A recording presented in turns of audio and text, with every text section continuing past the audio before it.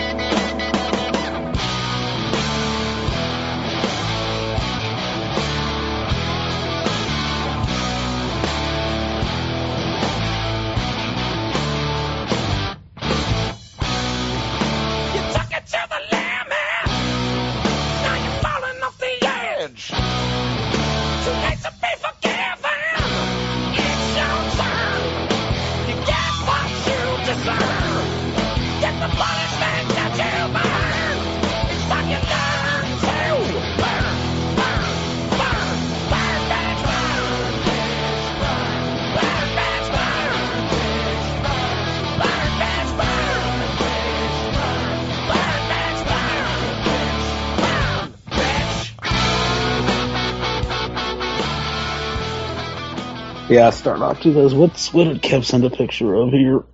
I'll tell you what I've sent a picture of. I've got a bottle of meds here, and I've got one of those little thingies you stick in your bathtub drain to stop like hair from clogging it. Mm-hmm. The opening on the other side just happens to fit on the cap just right, and when doing that, it looks like a Mexican sombrero on my medicine.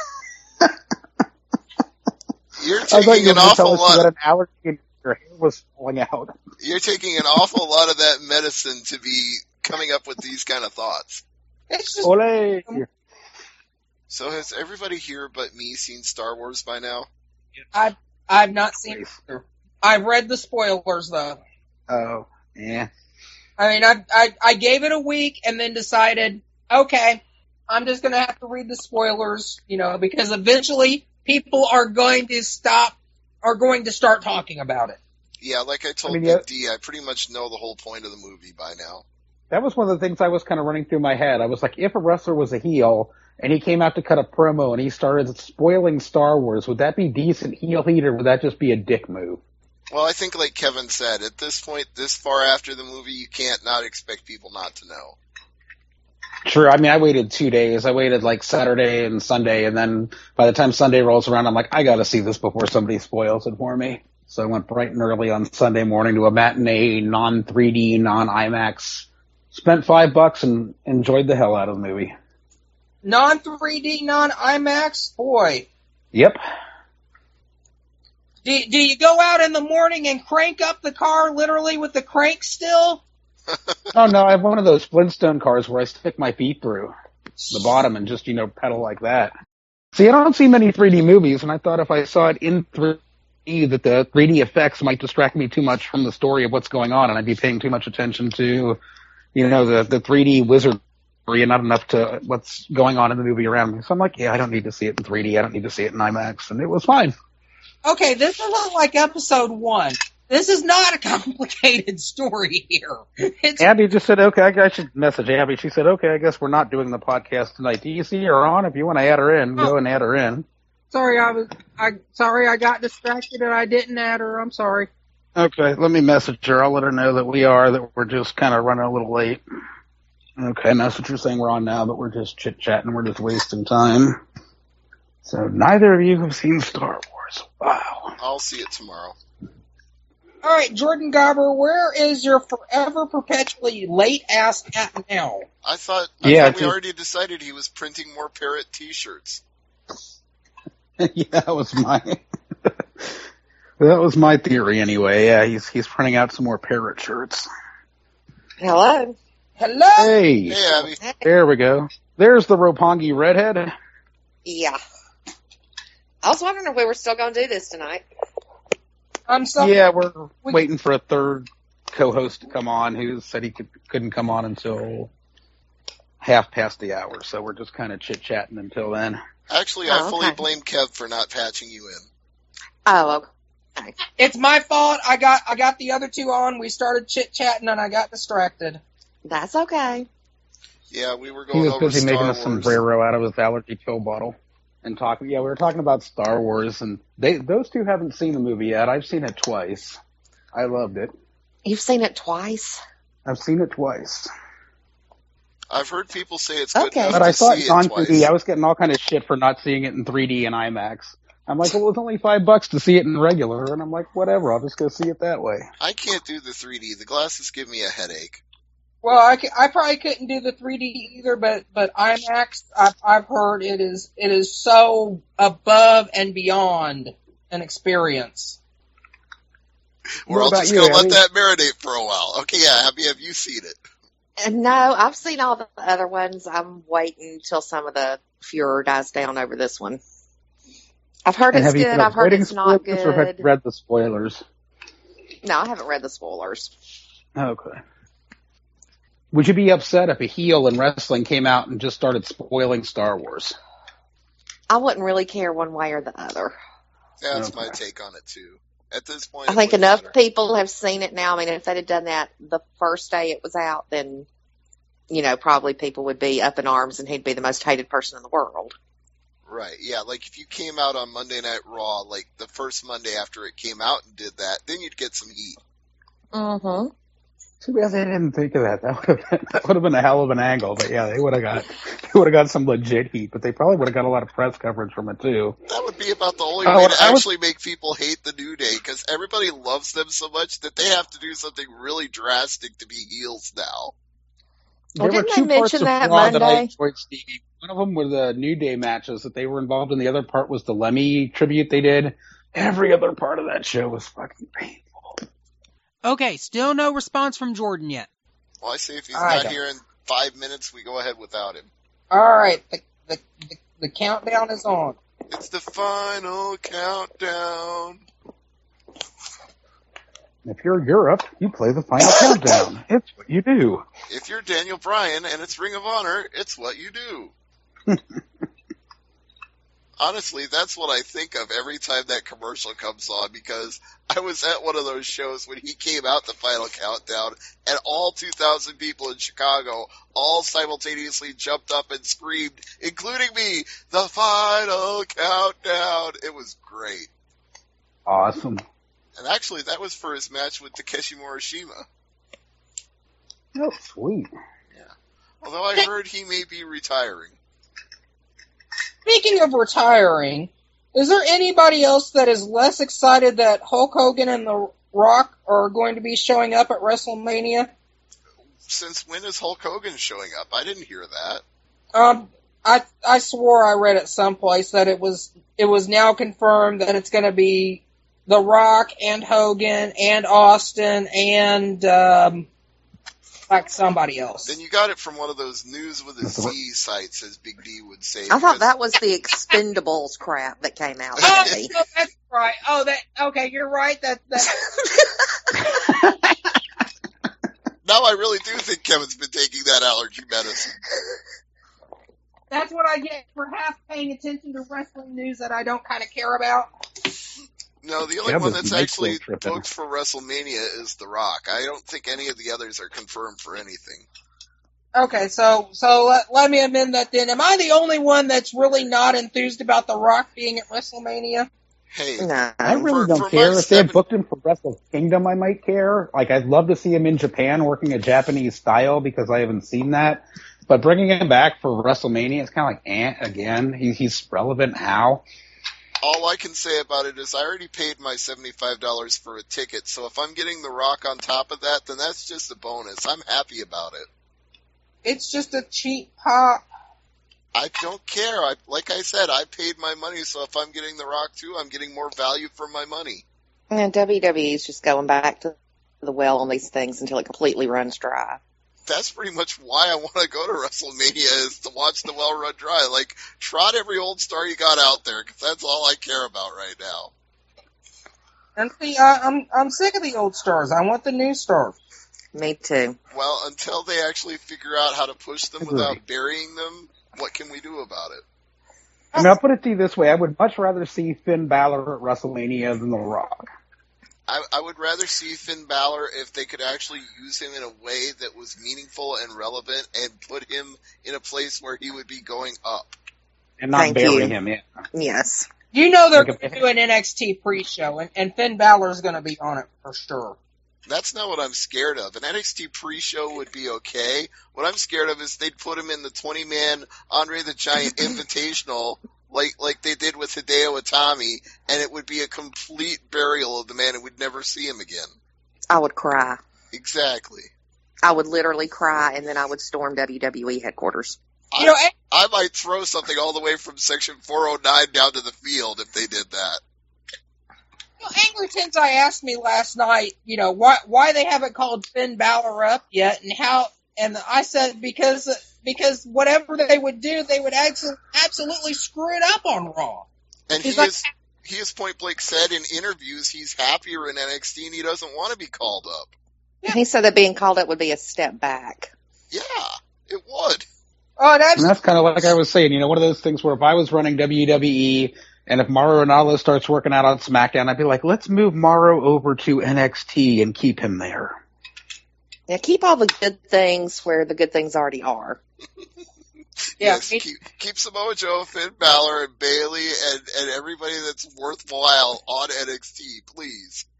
And here's the people you need to move back to NXT. Send Kevin Owens back down. We want him back. Neville, you can send him down too. We want him back too. Yeah, Tensai asked me how they could screw it up. I'm like, how could they not screw it up? It's the Raw writers. I mean, Jesus Christ, the very first thing that they would do would make them a rosebud. It's the very fact you use the word writers with a plural that's the problem there. They have 30 writers. They can't agree on anything. Something I've never understood. They have to cover every error, every second that airs. The writers feel that their input has to be there instead of just letting the guys go with what they can do on their own, with the exception being the New Day. What were we going to say, Abby? Now, the thing I don't understand is, and this is, I don't know, devolved over the last 20, 25 years, is why has it become so taboo not to have people who know wrestling write wrestling? It's because they don't have the word federation in their name anymore. They're entertainment now, so they have to think they're like a movie company and produce things. Yeah, like but they're not. But that's what they Although think I have they heard are. that Dewey Foley is now interning there. Kane Dewey is now working for WWE, is he not? As an intern. No wonder Foley shut up about, how sucky Raw's been. Yeah, like, they hired my son, they want to hire my daughter. I better shut the fuck up. And then he double-tracked on it and said he didn't shut up because of his son, when everybody clearly knows he did. Yeah, Foley is not that quick on his feet these days. He has never been that quick on his feet. If you've seen him in person, he is literally not that quick on his feet. It's painful to watch the man walk. Now, see, if I was WWE, I would trot Dewey out there and I would have somebody cane him just for old time's sake. But that's just me. Yeah, that'd be I want to see Dewey get caned. I really do. That's the first sign I ever took to a live Raw, right? It was Kane Dewey. Kane Dewey. No. It was even better than that. It said Dewey meet Kane. Kane, Dewey. Grammar, punctuation. Yeah, I tried to be the smart mark with my sign. What can I say? Well, you could have Kane Dewey. That would be even better. I was kind of hoping Kane would come out and do something, but that was the show where both Kane and Foley weren't there. They even had a Foley pre-taped promo. I didn't get to see Foley. I was mad. At the very least, they can fix the writing issue by just having Dutch Mantel write the shows. Or have people that know the business. Some of these guys that have retired but were so great at talking come in and do it. The problem is still going to be Vince McMahon gets to veto anything that he doesn't approve, so no matter how good it is... Well, somebody needs to commit his ass somewhere. I'm not disagreeing, but I'm just saying, as long as he's there, it's still going to ruin things. He could go to that same mental hospital Ric Flair was at. No, he would escape that place. Mm-hmm. Woo! Well, do we officially... Vince and Kevin Dunn just need to go away. Right. Do we officially give up on Jordan and go ahead now? I think so.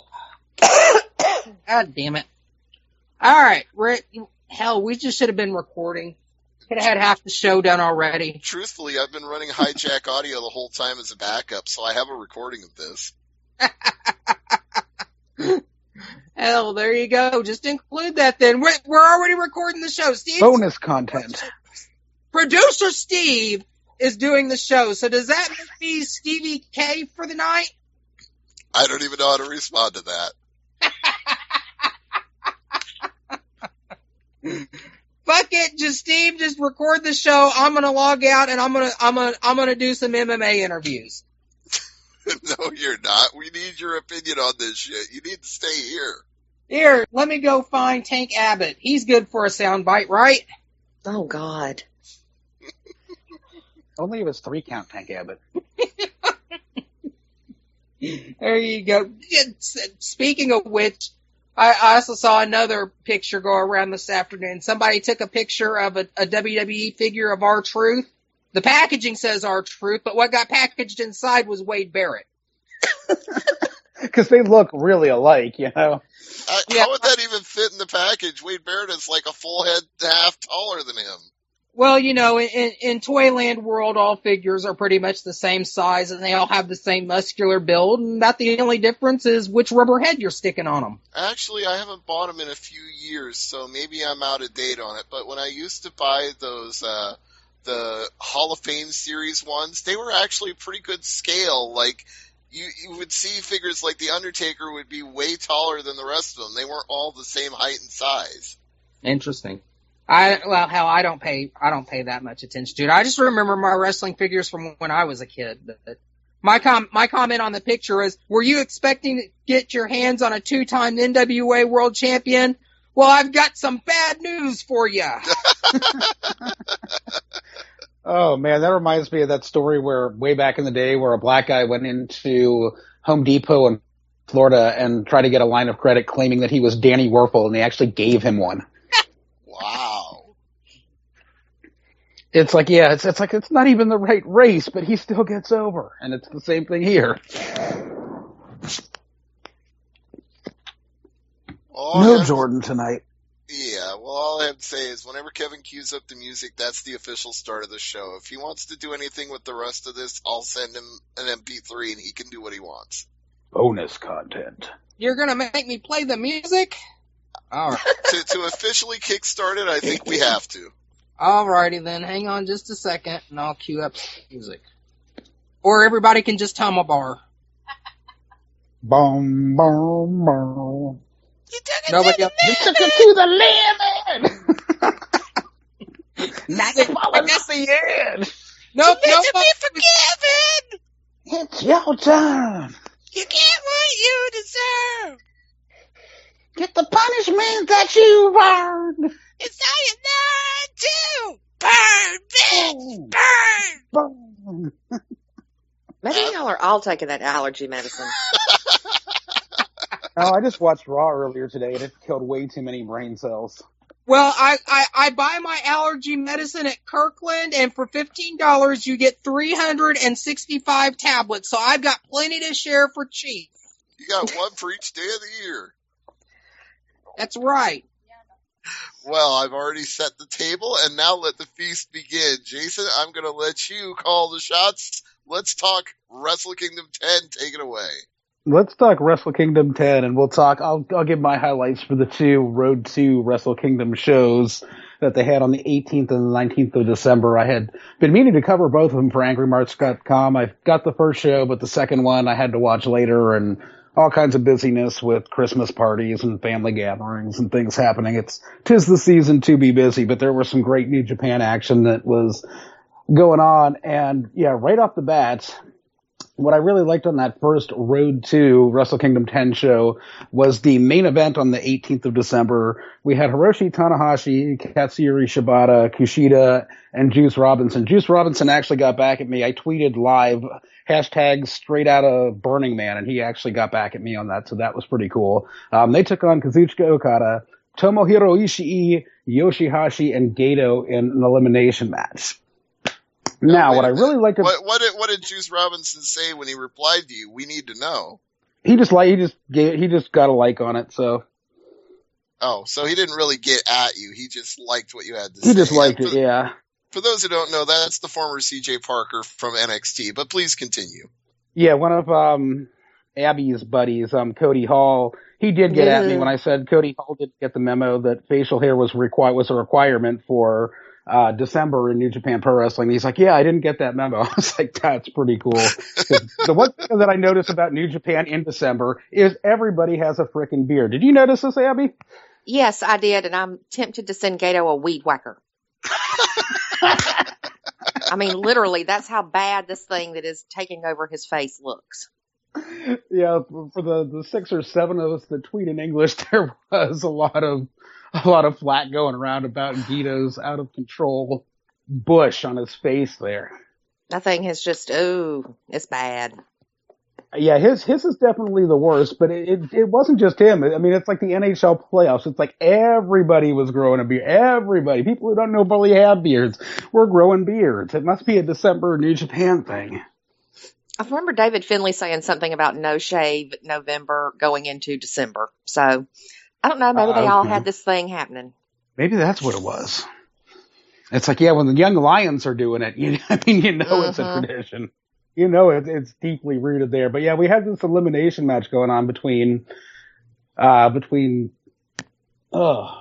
just got fried there, between Tanahashi, Shibata, Kushida, and Robinson against Chaos. But what I really liked about this main event match was that it did not come down to Okada versus Tanahashi at the end. Tanahashi was eliminated second to last, which left Okada in the ring against Kushida, and this gave Okada a chance to start mocking Tanahashi by hitting that stupid 5-knuckle frog splash that John Cena Hashi likes to hit, and staring down Tanahashi at ringside as he finished off Kushida with the Rainmaker lariat and pinned him. So I like that. What was your take on that main event there, Abby?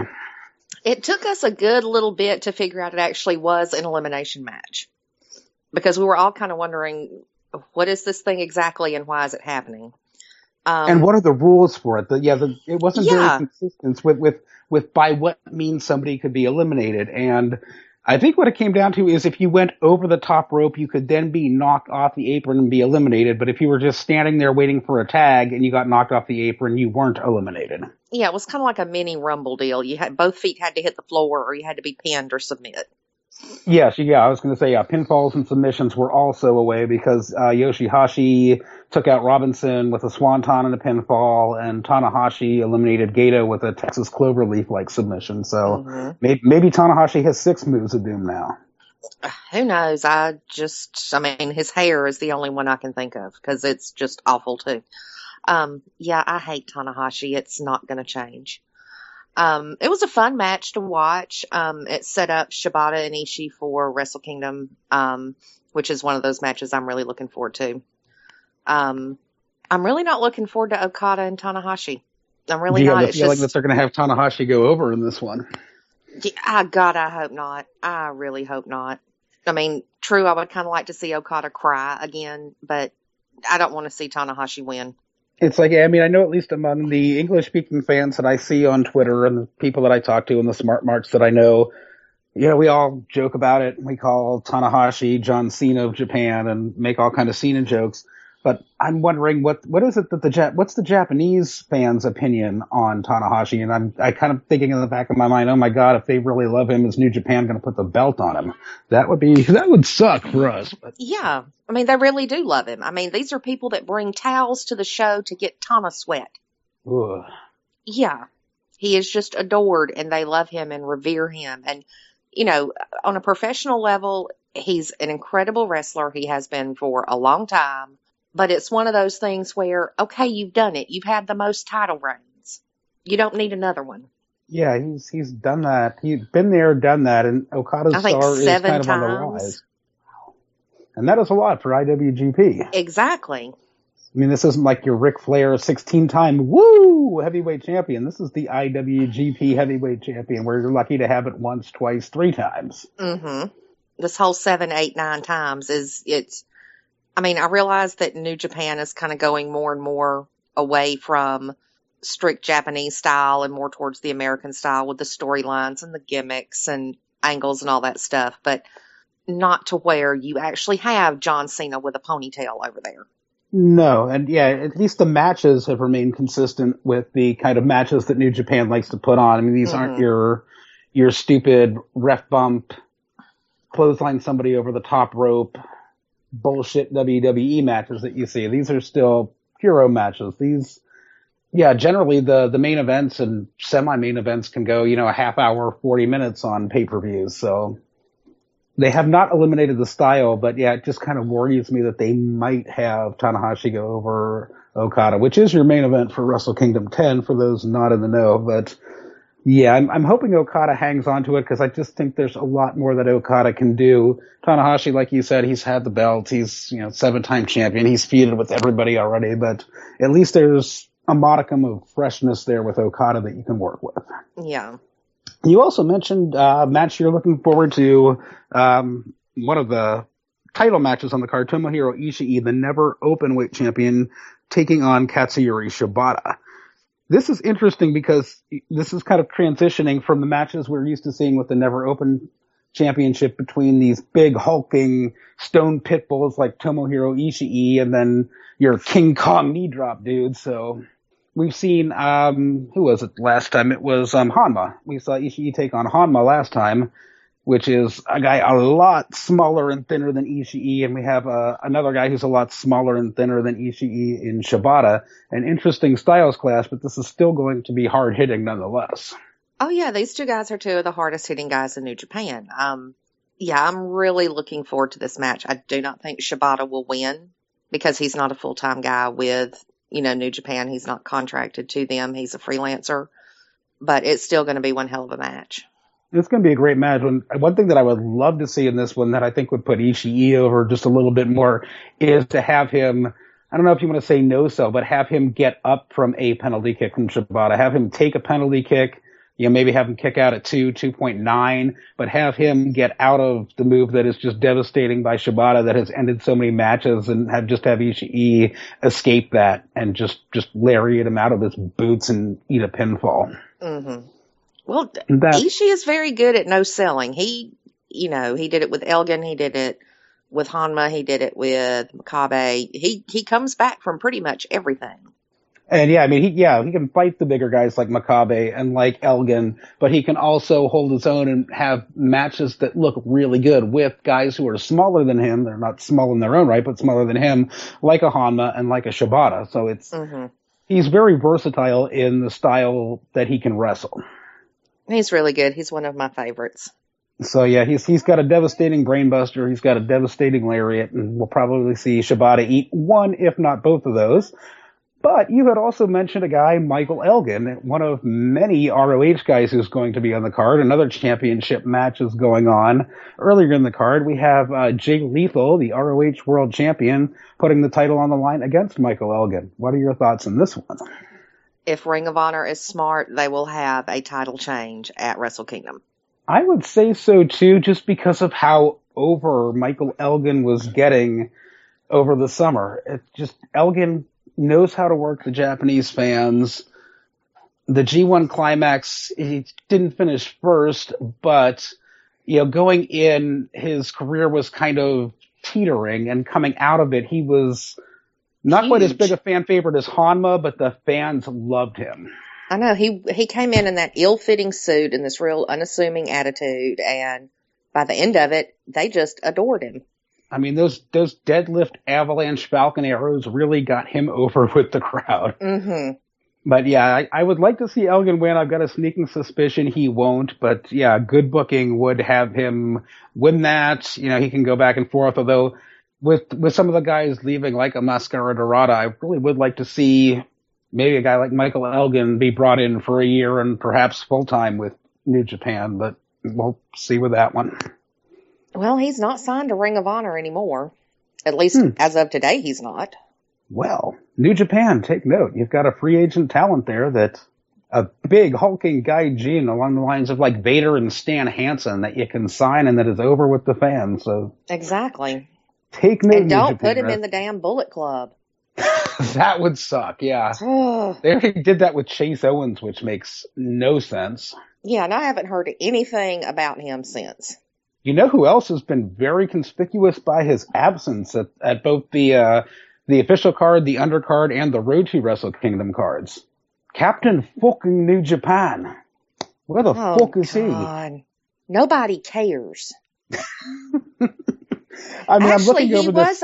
he was on the road to New Japan and got unmasked. Did he? Yes, he did. I can't Sure, remember if it was Bushi or Naito that unmasked him, but one of them did. Oh, okay. That must have been that first night. Yeah, okay. The Goto Captain New Japan Mascara Dorada, yeah, that match. The match where Watanabe, Mr. Evil, beat him with an STO, that one, I think.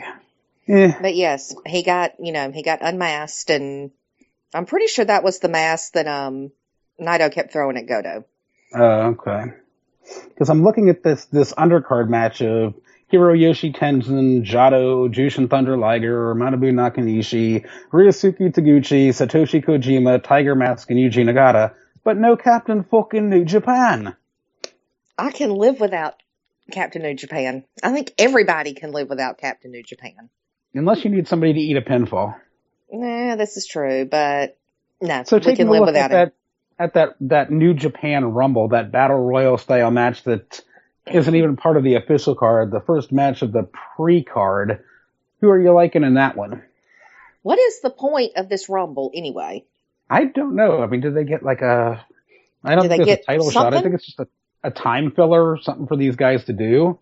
If Taguchi wins, I riot. I am so sick of Taguchi and his ass-based offense. I'm sick of it. That was another thing that I liked on the Road to WrestleKingdom 10 show, where they had Taguchi taking on Shinsuke Nakamura. That was just kind of... That was a great match. Revenge right there. It was. It went a lot longer than I thought a Ryosuke Taguchi match would go. He held his own, but boy, did he take a fucking beating from Nakamura in it. Yeah, but he deserved it. He had been asking for that since G1. He had been. I mean, he deserved it. And even in this match, he came to the ring wearing a cardboard crown. He came to the ring. Well, he's the king of something. I'm not sure of what, but... Well, if he's the king of ass style and Joey Ryan is the king of dong style, no, they just shouldn't have a match. That's just a bad idea. Don't listen to me, New Japan. Don't book that one. But please don't. But is his cardboard crown any more better than my sombrero drain plug on my allergy medicine? Oh, his cardboard crown was just about as fabulous as Evil's purple crushed velvet singlet there. I'm waiting for them to realize that there is nothing evil about crushed velvet. About crushed velvet and eyeliner. And laser hands and a plastic scythe. I don't know. If you saw any of Prince's movies in the 1980s, you might think that crushed purple is indeed evil. Well, I mean, it's a crime against fashion, but that's about it. It was a crime against humanity how many times I sat through the Purple Rain flick. It's 2015. It says something about your stable where Tetsuya Naito is the most hetero-looking one. Yes, it's 2015, Abbey, but the scars linger. Sorry, go ahead. Bushi's starting to look very effeminate these days between the manicure and the lipstick. The black lipstick, it's like I expect if he ever gets unmasked, you'll see this Robert Smith, Edward Scissorhands hair stuff come out of that mask, and you can start singing some emo music. But yeah, that is a weird look. It's like, I do like the Green Mist. I do want to talk about that. That was another highlight of the road to WrestleKingdom 10 when Bushi beat Mascara Dorada for the CMLL Junior Heavyweight title. Is that what the title's called? No, it's the Mexican National World Welterweight Championship, I think. I know it's the Welterweight Championship.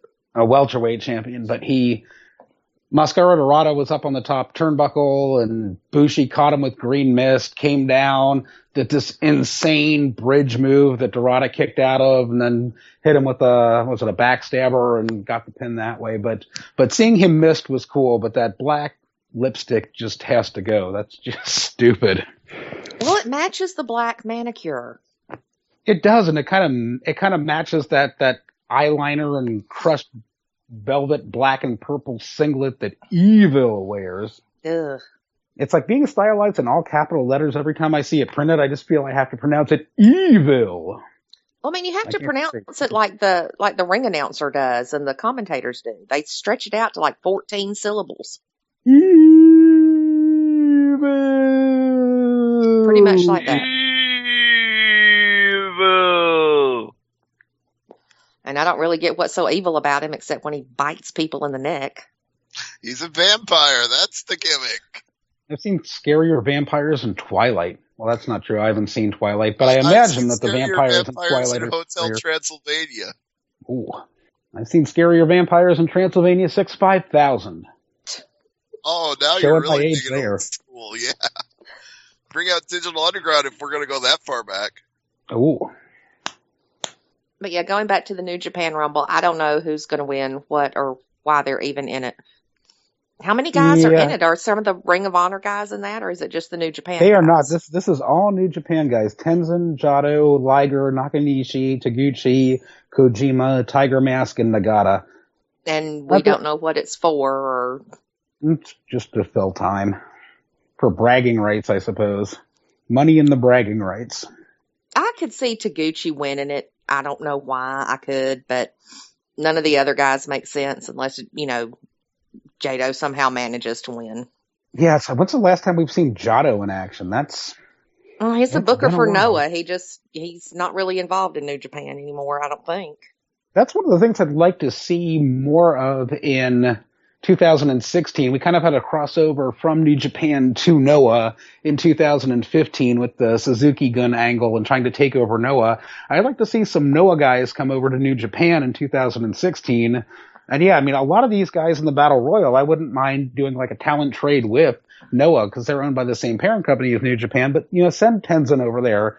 Send Kojima over there. Send some of the bigger, older names like Nagata and Nakanishi, guys that might draw some higher attendance at Noah shows, and then give us Marufuji. Let's watch him for a little bit in New Japan and see what kind of feuds he can stir up. That's something that I'm just kind of hoping for in 2016. I don't think it's likely, but I would like to see it.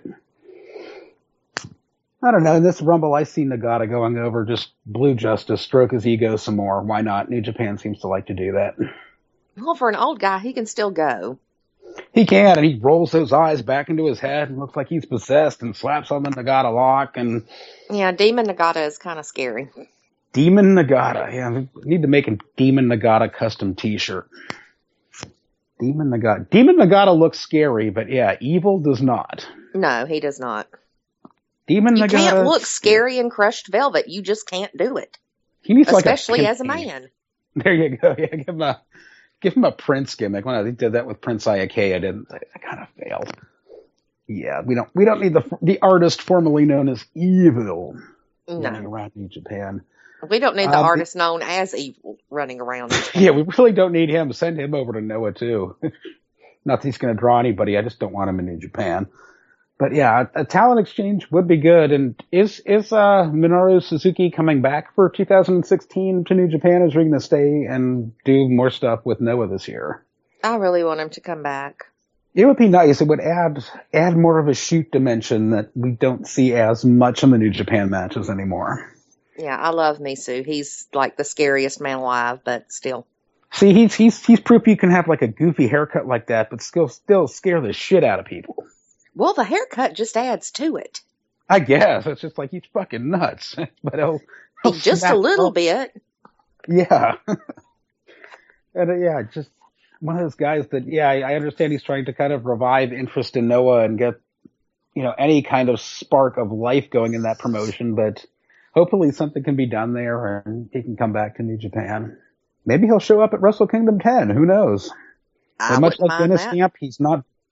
Neither is Evil, but I guarantee you that Evil will be getting involved in at least one match on the card. Probably the Naito versus Gato match. Mm-hmm. And while we're on the subject of that, your thoughts on that match?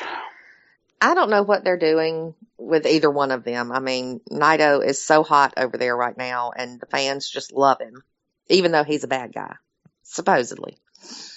But, I mean, after Gato went and lost the Intercontinental Championship, it's like, okay, now what are you doing with him? It's like, he had that for a cup of coffee. And now he's back down on the lower card again. So I don't really know what they're doing with him. Yeah, I don't know either. And I don't know if they have any, I mean, I guess they have bigger plans for Naito if they're, bringing in Evil and bringing Bushi in and trying to form a stable. It's like I wouldn't mind Naito's gimmick so much if Los Ingobernables, formed a stable and did stuff, and maybe if Bullet Club just went away. I can see that. But No, we cannot get rid of Bullet Club. We can get rid of like half of Bullet Club. And who would you get rid of in Bullet Club? Oh, God. Chase Owens. The Yeah, I Sleaze. cut him. The Sleaze. Takahashi. The Sleaze No, being no. You cannot get rid of Takahashi. I veto Yes, that. we can send him somewhere. Send him to Noah. I firmly disagree. Cody Hall can go away. Fale can go away. Even though he's one of the founding members. Yeah, Fale needs to stay. I would keep Fale and Tama Tonga. Yes. I would get Tama out just because I want to see him have a singles run. But I mean, I'd tell you what I would like to see. I'd like to see somebody join Bullet Club. I'd love to see David Finlay and or Jay White join Bullet Club. Just say, we're tired of being young lions. We're tired of, carrying these guys ring things to the ring, their robes to the ring. We're tired of being attendants out here. We're joining Bullet Club. I think that would be How the hell did Cody Hall bypass the young lion deal? By This being is the son Dad? of Scott Hall. Yeah. Nepotism. Well, he sucks. And since he's blocked me in every form of social media because he's such a sensitive little soul, I don't give a shit if he hears me say it. He hasn't blocked He Mr. sucks. Sunoku, so if you really want to say something to him, Yeah, tell he hasn't Jason, and blocked me. Jason will tell him. He sucks. I mean, he sucks in the ring. He sucks outside of the ring. I don't get it. He doesn't have, he doesn't have anywhere near the charisma that his father did. And that they would really be physically impossible. Nobody could have that kind of charisma. No. Like, he doesn't have the charisma, and he doesn't quite have the moves either. No, he seems to be too, I don't want to say too big, but it's like he doesn't seem comfortable in his own skin with a lot of what he does in the ring. Yeah, that's a good assessment. It's like he's trying to do stuff he really shouldn't be doing. And either he really sucks at doing the razor's edge or he's doing it on purpose, but either way, he needs to stop. And he teases doing it a lot and then doesn't, but I don't see him on the card, and I don't see the Sleaze on the card either for WrestleKingdom 10. Oh, the Sleaze is on the card. Is he? Where is he? The Sleaze and Tama and Fale will be facing My Spirit Animal and the Briscoes. Oh, there he is. Which is very interesting. It's they're bringing in the Briscoes, but they're putting them in a match for a title that nobody asked for or wanted. A newly created, never open weight 6-man tag team championship. Yes. What the fuck? New Japan seems to feel like they have the talent that can support yet another title. And I'm guessing that since so many of their shows open with multi-man tag matches, that having this new title, they feel that it'll make all of those multi-man tag matches mean a little bit more. That seems to be the reasoning behind the creation of the never open weight 6-man, whatever they are. It seems like such a way. I mean, I know Togi Makabe and Tomoaki Hanma won the tag team league, and they got a shot at Doc Gallows and Carl Anderson. Yeah, but for fuck's sake, you are bringing in the Briscoes. This is a team that could actually breathe life into the IWGP Heavyweight Tag Team Championship. And I think it's not like they're doing much in Ring of Honor. I mean, yeah, bring them in. I mean, just the heavyweight tag team division just seems so lacking compared to the junior tag division, which we'll talk about in a minute. But yeah, Doc Gallows and Carl Anderson against Togi Makabe and Tomoaki Hanma, it's kind of fresh. They kind of seem like a team that just kind of got thrown together. But yeah, I mean, I think it would mean more at WrestleKingdom 10 if you had them take on the Briscoes and if you had them take on this team that just happened to win the tag team tournament. Well, I'm still not sure why they won the tag team tournament with all that shit, floating around about Hanma, but needless to say, I can't look at Hanma the same. Yeah, but still, I mean, I loved Hanma before, and I just can't really, look at him the same way now. The Japanese press considers it he said, she said. They don't believe him, they don't believe her. I don't know, it just makes me uncomfortable now to watch, Hanma in there beating people up. Well, like I told Jason before, it makes me uncomfortable to see him do a diving headbutt, thinking that if he does have an issue, that doing all those headbutts may have contributed to the issue. Well, yeah, the 1,500 missed Kokishis in every match, that does not, Exactly. It's like every time bode he has a well for match, his he's going to future. miss at least the first two. So every Yes. match he can multiply head meeting canvas times 2, maybe more if he tries later subsequently in the match and then misses. Sometimes he'll miss from the top turnbuckle with his Kokeshi. So yeah, it's Right. it's kind of scary. It uncomfortably flashes back to Benoit for me because we don't know what drove him crazy at the end, but we do know he did an awful lot of diving headbutts. Mm-hmm. I don't understand, and Juice Robinson does the same thing. And it's like, I don't understand why that move is even still allowed to be used anymore.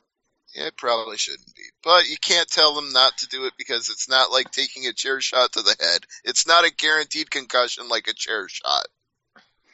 Yeah, I don't have so much problem with the move. I have problem with missing the move. I think if you hit the move, you're protecting your head. But if you're hitting the canvas, you are not protecting your head. No. True. And especially when It's like, part don't of your ban the move, gimmick just is ban the other guy missing the move. Yeah. So yeah, with the sleeves there and Tamatanga and Fale versus the Briscoes and your spirit animal, who do you have winning in that one, Abby? I'm really hoping that it's, Yano and the Briscoes. Of course, I'm mainly looking forward to this match. And I'm not going to listen to the English commentary because I just don't like it. Part of the charm of New Japan are the Japanese commentators. I am looking forward to their reactions to the Briscoes because I don't think they've seen anything like them before. I don't think they have either.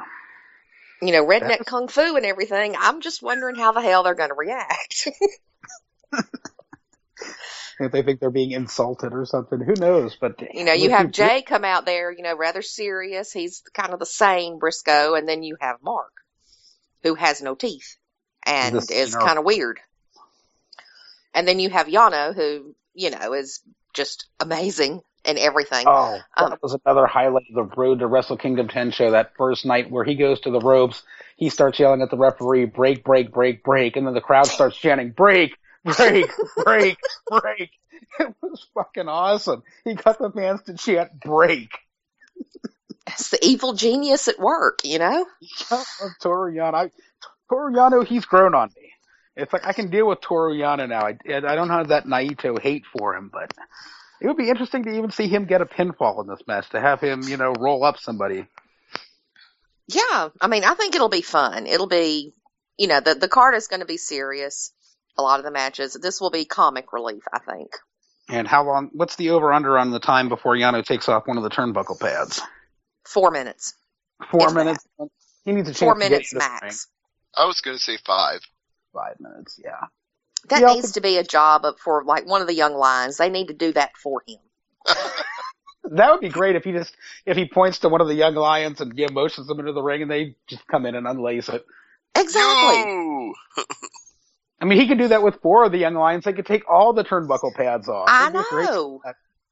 I think he enjoys it too much. He, loves hugging it and then turning around and hitting somebody on the back of the head with it. Especially Fale. Yeah. I don't know what the deal is with that, but he enjoys hitting him with turnbuckle covers. And splashing a full bottle of water onto him as he makes his ring entrance. Mm-hmm. And, classic Tory on it. He's grown on buy the DVD. Buy the CD. Buy the DVD, the Chaos DVD. I have bought the Chaos DVD. Now, you see, if it had Roppongi Vice on it, I would have bought the DVD, but this was in the days before Roppongi Vice was in Chaos. Yeah, no Roppongi Vice in this one. Sadly. But yeah, I'll take Yano and the Briscoes over in this one. Yeah, Bullet Club will eat a pin in this one. That's my prediction. Hopefully they will. But in the other match, the other Bullet Club match with Anderson and Gallows taking on Maccabi and Hanma, thoughts on this one, Abby? Yeah, I'm not really sure on this one. It seems like, Bullet Club are the go-to guys for those IWGP tag titles. They might try something new with putting them on Hanma and Maccabi since they did win the tournament, but I don't know. I don't really know what's going to happen in this one. It's yeah, exactly. It's not like Gallows and Anderson have kind of lit the tag team world on fire by holding these titles. It's kind of like, okay, they're Bullet Club, they're heels, they're big bald guys with titles, yay. And then, yeah, like you have Maccabi and Hanma who won the tag league, but are you going to put, as meaningless as the heavyweight tag team championship is, are you going to put it on Maccabi and Hanma? This is another reason why I'd much rather see the Briscoes thrown in there. I'd like to see them stick around and add some depth to this really thin heavyweight tag team division that New Japan has. I mean, if they're really going to, start pushing this Ring of Honor New Japan business partnership, then they need to have more people involved in each of the title scenes. And having the Briscoes involved would be a good thing. It couldn't hurt. Yeah, that would be good. And maybe keeping Makabe and Hanma together as a tag team and as, a viable, bona fide force to be reckoned with tag team. Build them up as a tag team and have some Japanese guys in the heavyweight tag team division too, because aside from Gallows and Anderson, it just seems like they are the only real legitimate tag team. I mean, throwing Ten Cozy together again didn't work. Yeah. And nobody really wanted to see it anymore. anyway. NWO Japan gear while we're at it. No. It's like, they're kind of journeymen, and they belong where they are in the card. Well, they don't belong in the pre-show, but they belong in kind of mixed tag matches and garnering fan interest for matches that are coming up in the card. But it's Tenzin and Kojima just don't seem to pose that kind of threat that you would need for somebody like Gallows and Anderson, where Jay Briscoe and Mark Briscoe, you better believe they do.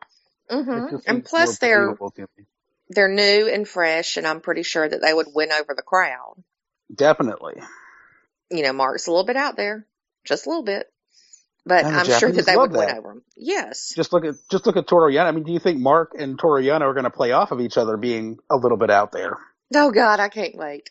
That should be a fun one. But I see Bullet Club retaining in the heavyweight tag team championship match. I just don't see them throwing it on Makabe and Hanma. They haven't done enough with them yet to really justify putting the tag belts on them. Yeah, and Bullet Club's a proven commodity, so. Bullet Club is Bullet Club, and titles or no titles, they can chase, they can hold them, and they're still Bullet Club. Buy our t-shirts. I'm wearing one right now. I was wearing one yesterday. Awesome. Somebody should have gotten me one for Christmas. Nobody did. And anybody listening, it's like one that I'm really looking for and I can't find. If anyone out there knows where I can get a Bullet Club Latin America shirt, hit me up on Twitter at Great Sudoku. I've been looking for one of those. I would really love a Bullet Club Latin America shirt, but they seem to be out of print now. Doesn't Masked Republic have them? I haven't looked. I know that, what is that? Pro Wrestling Tees has them, but they only print the front and they don't print the sleeves or the back. And I want the full Japanese front, back, sleeve printed Bullet Club Latin America shirt, the S Real shirt. Masked Republic might have them. I'll take a look at that after the show there and see if they've got that Bullet Club Latin America shirt that I'm looking for. I've got the Bone Soldier one. Have they gotten in the Jordan Garber parrot tee yet? Oh, God, I hope not. Send Jordan over to Japan to join the Bullet Club. He could, but I think, the only words out of his mouth would be he'd cut a promo just saying Jordan J. Garber, Jordan J. Garber, Jordan J. Garber. That's Jordan what I'm J. saying. Garber. Perfect heel heat. He would annoy the fuck out of everybody. But we love you, Jordan. We do. Speaking of Jordan, we need to call him into the show sometime. He's been hanging out. Okay, yeah. After the New Japan card, after we're done running down the New Japan card, we can get him on the line. There's a few more matches. Kevin may have meant in general. He meant in general. Right now. Oh, okay. Whatever. But yeah, let's get back to the New Japan WrestleKingdom 10 card. We have the real tag team championship being defended, that being the IWGP Junior Heavyweight Tag Team Championship. And the junior tag division kind of suffers from the opposite problem the heavyweight tag division suffers from. This is a very, very, very deep division with lots of actual tag teams. And this match is a 4-way tag team match for the title. We have Red Dragon taking on Matt Sydal and Ricochet, with Roppongi Vice and the Young Bucks all vying for the IWGP Tag Team Junior Heavyweight Tag Team Championship. Stevie, your thoughts on this one? Caught me off guard there. I was trying to figure out whether or not Jordan was going to be on the show tonight, so I'll defer to Abbey and then you can come back to me. Okay. This will either be a clusterfuck or this will be extremely good. I don't think there's going to be a lot of gray area in this one. That was kind of my thinking on that exactly, too. Go ahead. I would love to see Roppongi Vice win simply because I love Roppongi Vice. I'm not really sure about Red Dragon. They've grown on me this year, but I don't know about them holding the titles. The Young Bucks are the Young Bucks, and they can basically do no wrong. But Matt Sydal and Ricochet, they were kind of just thrown together. I don't really see them winning, even though they did win. Did they win Best of the Super Junior Tag Team? They did. I mean, yeah, I was going to say that kind of felt like with Maccabi and Hama, just kind of felt like guys that were thrown together and won a tournament with Sydal and Ricochet, and they went over some other guys. And yeah, they did win the junior, whatever they call that, junior tag team tournament. The Super J Cup or whatever it is. Best of the Super Juniors tag tournament. Best fun tournament. I actually can give you my opinion now if you're ready for it. Go for it. It's not going to be the Young Bucks because they just said they're going to be exclusive to Ring of Honor for most of next year. They finished up all their indie dates, and they're probably not going back to Japan that much. And it's not going to be Matt Sydal and Ricochet because, again, that's kind of a random team. And Redragon are renegotiating with Ring of Honor, so they're probably going to be mainstays for that promotion for 2016. So I get the feeling it's going to be Roppongi Vice going over here. I would love to see Roppongi Vice. One of the reasons, as Abbey had said, I love Roppongi Vice, and Rocky Romero is one of my favorite wrestlers. One of the most underrated wrestlers in the world. Yes. Go ahead. Rocky Romero, not just in New Japan, but in the whole world, one of my favorite wrestlers that's out there. And he's another one on Twitter that'll get back at me. It's like I put a Rocky Romero custom shirt I made, and he hit me up and saying it was cool looking at that. So yeah, and also Roppongi Vice, the last time they had a tag team title shot at these IWGP Junior Heavyweight Tag Team Champions, they got screwed out of it. And I can't tell if that was a legitimate fuck up on the part of the ref or if that was an angle, but in either case, they got screwed out of a tag team title shot, and they really deserve the titles after being treated that way, either legitimately or in storyline. I think it was the fact that there was a 327-year-old referee in the ring. I like Tiger, I really do, but he is too damn old to be a referee. Hey, if Earl Hebner can still do it, so can he. Lord have mercy. Yeah, he is. He is kind of 500. He is kind of like Undertaker age, isn't he? I don't know. I think he's, in his late 60s? No, so he's younger than the Undertaker. Maybe, I don't know. Younger than Earl Hebner, then. Lord. Well, we got a clean sweep going for Roppongi Vice there for the IWGP Junior Heavyweight Tag Team Championship here. And that's a jinx now. That means they're not going to win because we all think they will. We all think they will, but yeah, we'll be crying when it's over and, the Young Bucks walk out with it. Even though I would be happy if the Bucks won. I would be unhappy if Sydal and Ricochet won because they're not a tag team. Exactly. That's like the only team I would actually be unhappy about winning. Yeah, I'd be unhappy. I mean, unless New Japan suddenly signs both of them to contracts, I would be unhappy about that. But they can't sign Ricochet. Yeah. Because of his Lucha Underground deal. Prince Puma. So yeah, if Ricochet did a Puma Blanca, would he call it the Prince Puma Blanca? Yeah, it's an interesting question. I don't know. Anyway, we'll transition from one IWGP Junior Heavyweight Championship to the other. We've got the singles IWGP Junior Heavyweight Championship match. We have Kushida taking on Kenny Omega. Would you like to chime in on this one, Stevie? Yes, absolutely. I want Kushida to win. Enough said. Abby. I don't even know what the hell they're doing with Kushida anymore. I'm wondering who the hell he's pissed off.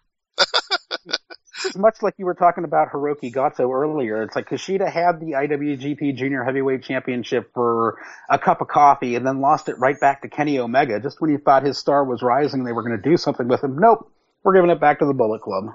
It's like, whose wife did you fuck over there? It's kind of like, who did you make so angry that they have bumped you back down to teaming with Captain New Japan? Yeah, I think it was Red Shoes' wife that he was sleeping with, but I don't know. I don't think that Kushida will walk out with it. I like Kenny. I'd be honest, I did not like Kenny Omega for the longest time. His resting alien face just kind of creeped me out a little bit every time he was in the ring. But The fact he's that it looks grown like he on slept me. in a KFC dumpster kind of puts me off a little bit. He's one odd looking dude. His mannerisms are so over the top, and it's just, I don't know, but he's grown on me. I don't know. I see him winning. Probably, Yeah. but I'm just a Kushida mark at heart. I can't deny what I am. I'll go with Kushida too. I'd like to see him win, and I'm kind of on the fence on this one, but I'll throw in with the Kushida camp on this one. We're going to see a hoverboard lock, and we're going to see Kenny Omega tap out. I don't know. There may be some outside shenanigans happening. It is the Bullet Club. That's right. It is. It is. This may be where Cody Hall shows up since he's not booked. Oh, Lord. God, can't they lock him out of the Tokyo Dome, please? I will send money to Gato if he will do that. I will call off the weed whacker delivery, and I will send cash. Yeah, was it you, Abby, or was it somebody else on Twitter who said we should all pitch in for Christmas and buy Gato beard clippers?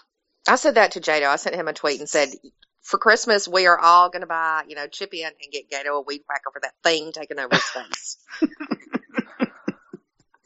So if you keep Cody Hall away from ringside for this match, Abby will get you those weed whackers for that unruly No, I beard. will call off the weed whacker. You will call it off. I will call it off. If you lock Cody Hall out of the Tokyo Dome, I will let you keep growing that alien on your face. Okay, and Gato, please just listen to me, Gato. Do not do that stupid fucking Dr. Zoidberg thing that Sheamus does with his beard. That does not look good. Even with your scruffy-ass beard, it still looks better than that Dr. Zoidberg thing that Sheamus has on his face. Why do we have to bring up Sheamus when we're talking about New Japan? Actually, I'm happy he did because he brought up Zoidberg, who is one of my favorite characters in Futurama, so it works for me. Oh. Works for me. Woo, woo, woo, woo, woo, woo. Oh, now Zoidberg is the popular one. Oh, now Zoidberg is the popular. Yeah, you do it so much better than I do. Oh, I love that show, too. No, you changed the outcome by observing it. That's such a nerd show, but I love Futurama. Shout out to Futurama. Yeah, shout out to Matt Groening. And my all-time favorite quote is, I don't want to live on this planet anymore. Yeah, I pretty much say that every time, every Monday night. Or every time you see Cody Hall. No, God. Or Sleaze. Oh, well, Sleaze is going to be back. Maybe we'll get some Mal. Mal would be nice. Mal is the only thing that makes dealing with Takahashi palatable. See, I still don't understand the hate for Takahashi. I never will. The entrance, it's like you need to shower in Lysol. It is that bad. Or penicillin or something.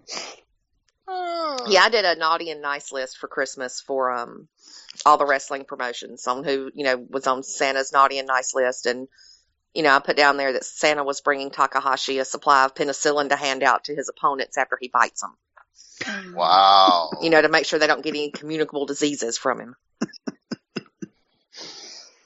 But it has been forever and a day since we saw Mal. It would be good to see Yellow Barbie, as she calls herself, back in the ring.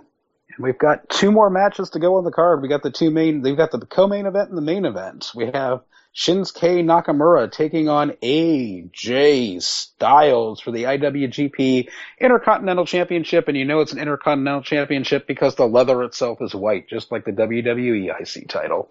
Stevie, your thoughts on this one?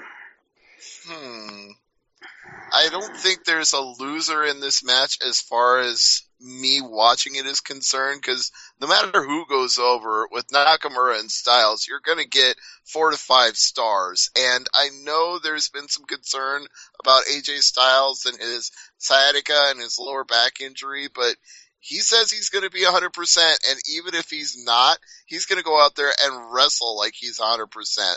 So I expect this to be a 4 stars and up match.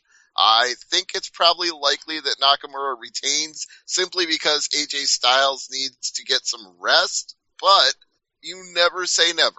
My thoughts, kind of echo those, but let's go to Abby here first. What are your thoughts on Nakamura Styles? The fans are going to be the real winners because this is like a dream match.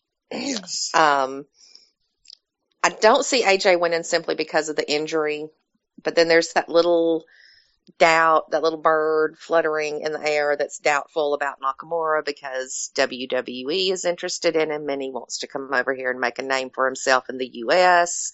And his contract is up in January and he's 30-something years old and time is running out. The whole Kenta thing, basically.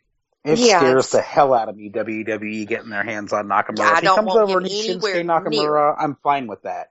If he comes over and he's, Watanabe the sushi chef or some bullshit that Vince McMahon likes to pull, some Asian race gimmick, it's just going to be like, oh, for fuck's sake. Yeah. I don't know. There's just a lot up in the air. I honestly see Nakamura leaving with the title simply because of AJ's injury, because it's a serious injury. I'll agree with that too. Yeah, with AJ's injury and his status kind of not being certain, I think Nakamura is going over. But I think the big story of this match is that it is going to steal the show. This is actually going to upstage the main event, which is Okada versus Tanahashi. This is going to be match of the night, and I don't know about match of the year because you take any match that took place on the 7-5 Dominion card. I mean, that whole card is like card of the year. Any match on that could be match of the year. This is going to come damn close, though. This is going to be better than the main event, and I'm going to make it a clean sweep that Shinsuke Nakamura retains his title in a 5-star match with AJ Styles. Well, it could actually be the match of the year for 2016, considering when the card takes place. Ah, true. Yeah, it is 2016. You're right there. It's taking place next year. So it very well could be, unless Dominion in 2016 was as good as it was in 2015. Right. So yeah, this could be match of 2016 and an early candidate, Shinsuke Nakamura versus AJ Styles. Check. It's something we haven't seen before. Well, we've seen it, but it was a very, very, very long time ago. And it hasn't been done to death. Exactly. Right. It feels fresh. Your main event, that has been done to death. This, not so much.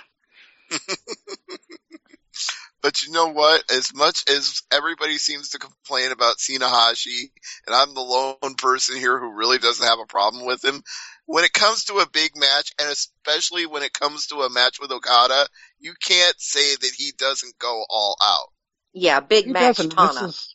This is something that I've noticed, from watching New Japan, that Hiroshi Tanahashi is as good as the opponent that he's working. Like he's had some negative 4-star matches with guys like Tetsuya Naito when neither guy is really energetic or wanting to work. He can have some total shit matches. But there have been, the first match I saw in a long time, it was on, Stevie was telling me about it. It was the first Access TV match where they had Tanahashi versus Okada. And yeah, that was a phenomenal match, and the majority of their matches are phenomenal. It will be a good match, but it's not going to touch Nakamura Styles in terms of action that goes on in the ring. It's just not. I mean, Tanahashi just doesn't have that work rate that Nakamura or Styles has. Okada can touch that. Tanahashi, not so much. Yeah, but Tanahashi will have a ponytail and braids and an air guitar. I almost wish I was in the crowd. I'd like to go up to Tanahashi with my hands out and nothing in them and ask him to sign my air guitar. Tanahashi, sign my air guitar, please. If they manage to get a camera put it all the way up at section 409 for WrestleMania, I will do the air guitar for Tanahashi just for you guys. Oh, Lord. Do it when John Cena comes out. Exactly. I will be up there doing the air guitar, and nobody will get the joke except the three of us. But yeah, this is kind of one of those if Tana wins, we riot scenarios. It's like I don't want him to win, but I kind of have that nagging suspicion that they may put him over in this one. I'm going to go with Okada, though. I'm going to go with what my heart wants, which is an Okada victory. I'm going to pick Okada in this match. This will probably be, I'll give this one, I'll say this one will probably be a 3.5 star match, but it's not going to come anywhere close to Nakamura and Styles. I won't say it's better than Nakamura and Styles, but I'll go 4 stars. I think it'll be that good. I think Okada retains. That just leaves you, Abby. Yeah. Stupid Tana and his stupid hair and his stupid ponytail and his stupid air guitar. Okay, fine. Why don't you just call him Scruffy Nerf Herder while you're at it? I admitted I have Tana hair envy. No straight or gay man should have hair that fucking good. It's just not natural. But, It's not even I good. said on my naughty He and does nice some Christmas bizarre list. shit with his hair, like puts it in braids on one side and has a ponytail going. I And that's know. not a good look for a straight man, a gay man, a straight woman, a gay woman, a bi woman, a bi man, or anyone transgender. Even aliens don't think that's a good look. No, I had on my naughty and nice list for Christmas that Santa was going to leave some Freebird hair removal cream under his Christmas tree disguised as shampoo. Maybe Iceman King Parsons can deliver it to him. I know. Coincidentally enough, picture the humor of me explaining the fabulous Freebirds to my dad over Christmas break. I randomly started watching a world-class championship wrestling episode from the 80s on YouTube because my parents bought a smart TV, and I had to explain to them why the Freebirds were great, and it was comedy in itself. The Freebirds were awesome. They were great because they were the Freebirds. That was pretty much my explanation. Awesome. The Freebirds were great because they were the Freebirds. That was about all I could say. They weren't classy. They were kind of trashy, but they were the Freebirds. That's all you needed to know. Terry Bam Bam Gordy, Michael P.S. Hayes, Buddy Roberts. What more do you need to say? I think the best thing I could come up with was they were supposed to be heels, but nobody cared. They were just that damn good. Bad Street USA. That might have got over. Well, that's the problem with watching random episodes is they usually don't include the music. Oh, damn. That was part of their appeal too. Was Michael Hayes lip syncing to his own singing of his entrance theme as he strutted to the ring and a Confederate flag. Chest. It was the most surreal thing you've ever seen. World Class was just awesome. It was so good. Have you ever seen the version of Bad Street USA with Great Khali dubbed over it? No. Oh yes. God! Isn't because that like blasphemy in 49 states? I know, but it's hilarious because Great Khali, he couldn't speak any English at all, and the only thing he could say was like, "Hey you!" So you get to the part of Bad Street USA, "Hey you!" Oh God. Okay, getting back to Big Match Tana. Yes, sorry. I don't know. I just have this sinking suspicion that all the stars are going to align to piss me off, and he's going to win. And they're going to close the damn show with, glitter shit falling from the ceiling and, Tana playing air guitar while Okada walks off crying again. Well, that's what I thought the whole point was Okada has to win the big one against Tanahashi at the Tokyo Dome. I thought that was the whole idea here. Yeah, but why do that now when they can stretch it out another 5 damn years? I don't think they've got that long left in either of them the way they wrestle. I think they got to do it now. I would hope so. In a perfect world, that would be great. I mean, I would just like to see Okada do what he did before and go batshit crazy and just beat the hell out of Tana. That pull apart they had, I can't remember what was that during I think it was during the tag league. They had that big pull apart at the end of the show. Yeah. I would love to see a match like that instead of 5 high fly flows. And I'd like to see a high fly flow, but I'd like to see Okada do it on Tanahashi. I'd like to see him mock Tanahashi with his own moves in the match, and I think we'll probably see that too. I think we'll probably see Tanahashi try a Rainmaker. I was just about, you stole my thunder there. I was about to say, is that what we're going to get? Is this like The Rock and John Cena doing each other's moves? I hope it doesn't go that far. It tends to be a theme in New Japan when a big title is on the line at a pay-per-view, especially with key players like Okada and Styles when they did this at, it must have been at Dominion or it might have been at the rematch. But yeah, I mean, they had Okada go for the Styles Clash, they had Styles go for the Rainmaker, and I can see a similar trend happening here. If he does it once and hits it and, Tana kicks out, I could live with that. That's fine, yeah. Not any kind of repeated stuff. Right. No, not like a million people and then go back up. And a million rock bottoms. We don't need that. No. I could see maybe Gato getting involved. Maybe. That would be cool. Instead of just doing his hyperactive little puppy jumping around and cussing outside, which is great anyway. I love that. But, it's not a match without Gato randomly cussing. Maybe Gato could trip Tanahashi up as he's running the ropes with his beard. It might be long enough by then. Just stick his chin into the ring and boom, Tanahashi trips. Get all tangled up in those weeds growing out of his chin. Then they would need a weed whacker to get Tanahashi's boots out of Gaeto's beard.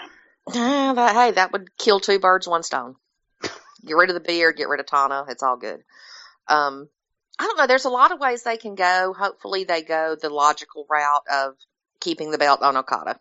And then I would love to see, from there, he and Nakamura get into it. Not that I want to see Chaos break up or anything, but just something new. Just kind of like Nakamura comes down almost to congratulate them, but then they start, kind of eyeing each other up. Yeah. And maybe another title versus title thing. Yeah, that wouldn't be too bad.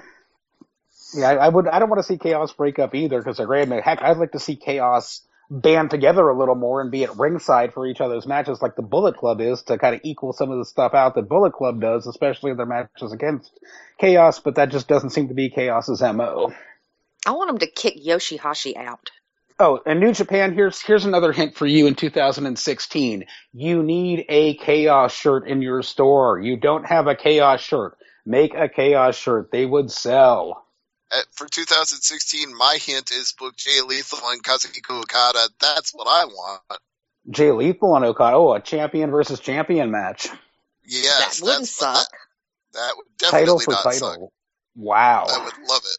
So yeah, Stevie, when you go to WrestleMania, if you could take a sign that says "If Tana wins, we riot," that would be pretty cool too. You know what? I'll do it. If they confiscate it, I can't do anything about it, but I'll take one. That's awesome. If they didn't confiscate the "We came to see the Shockmaster" sign the other night, they probably don't even know who Tana is. So. Well, it's completely random what they confiscate.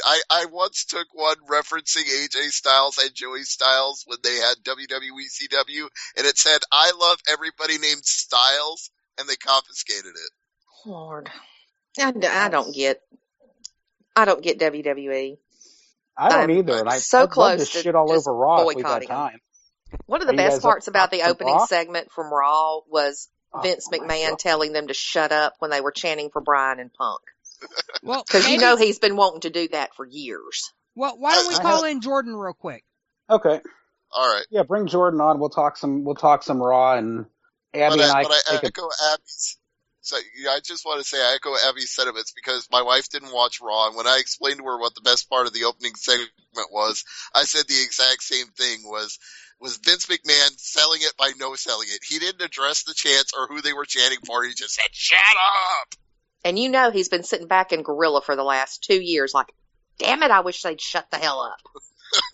And Monday he got to tell them to shut the hell up. I know, it was fabulous. Until Stephanie came out. I wish she would just shut up. But Abby you didn't like Stephanie screaming like a banshee? Arrest that man! Arrest that man! Arrest that man! Oh my fucking Christ! Shut up! And I'm thinking, Jesus Christ, Stephanie, how many times have you been arrested in the last decade? Give it a rest. Boy, now I'm thinking about Tetsuya Naito and Stephanie McMahon having an offspring that would just annoy me more than any human on the planet could. Okay, your utter disdain and loathing for Naito is just ridiculous. Yeah, it has reached epic proportions, Jason. You might want to dial it back. It's like right up there with my, Tanahashi hair envy. It's almost ridiculous. I hate arrest angles. They suck.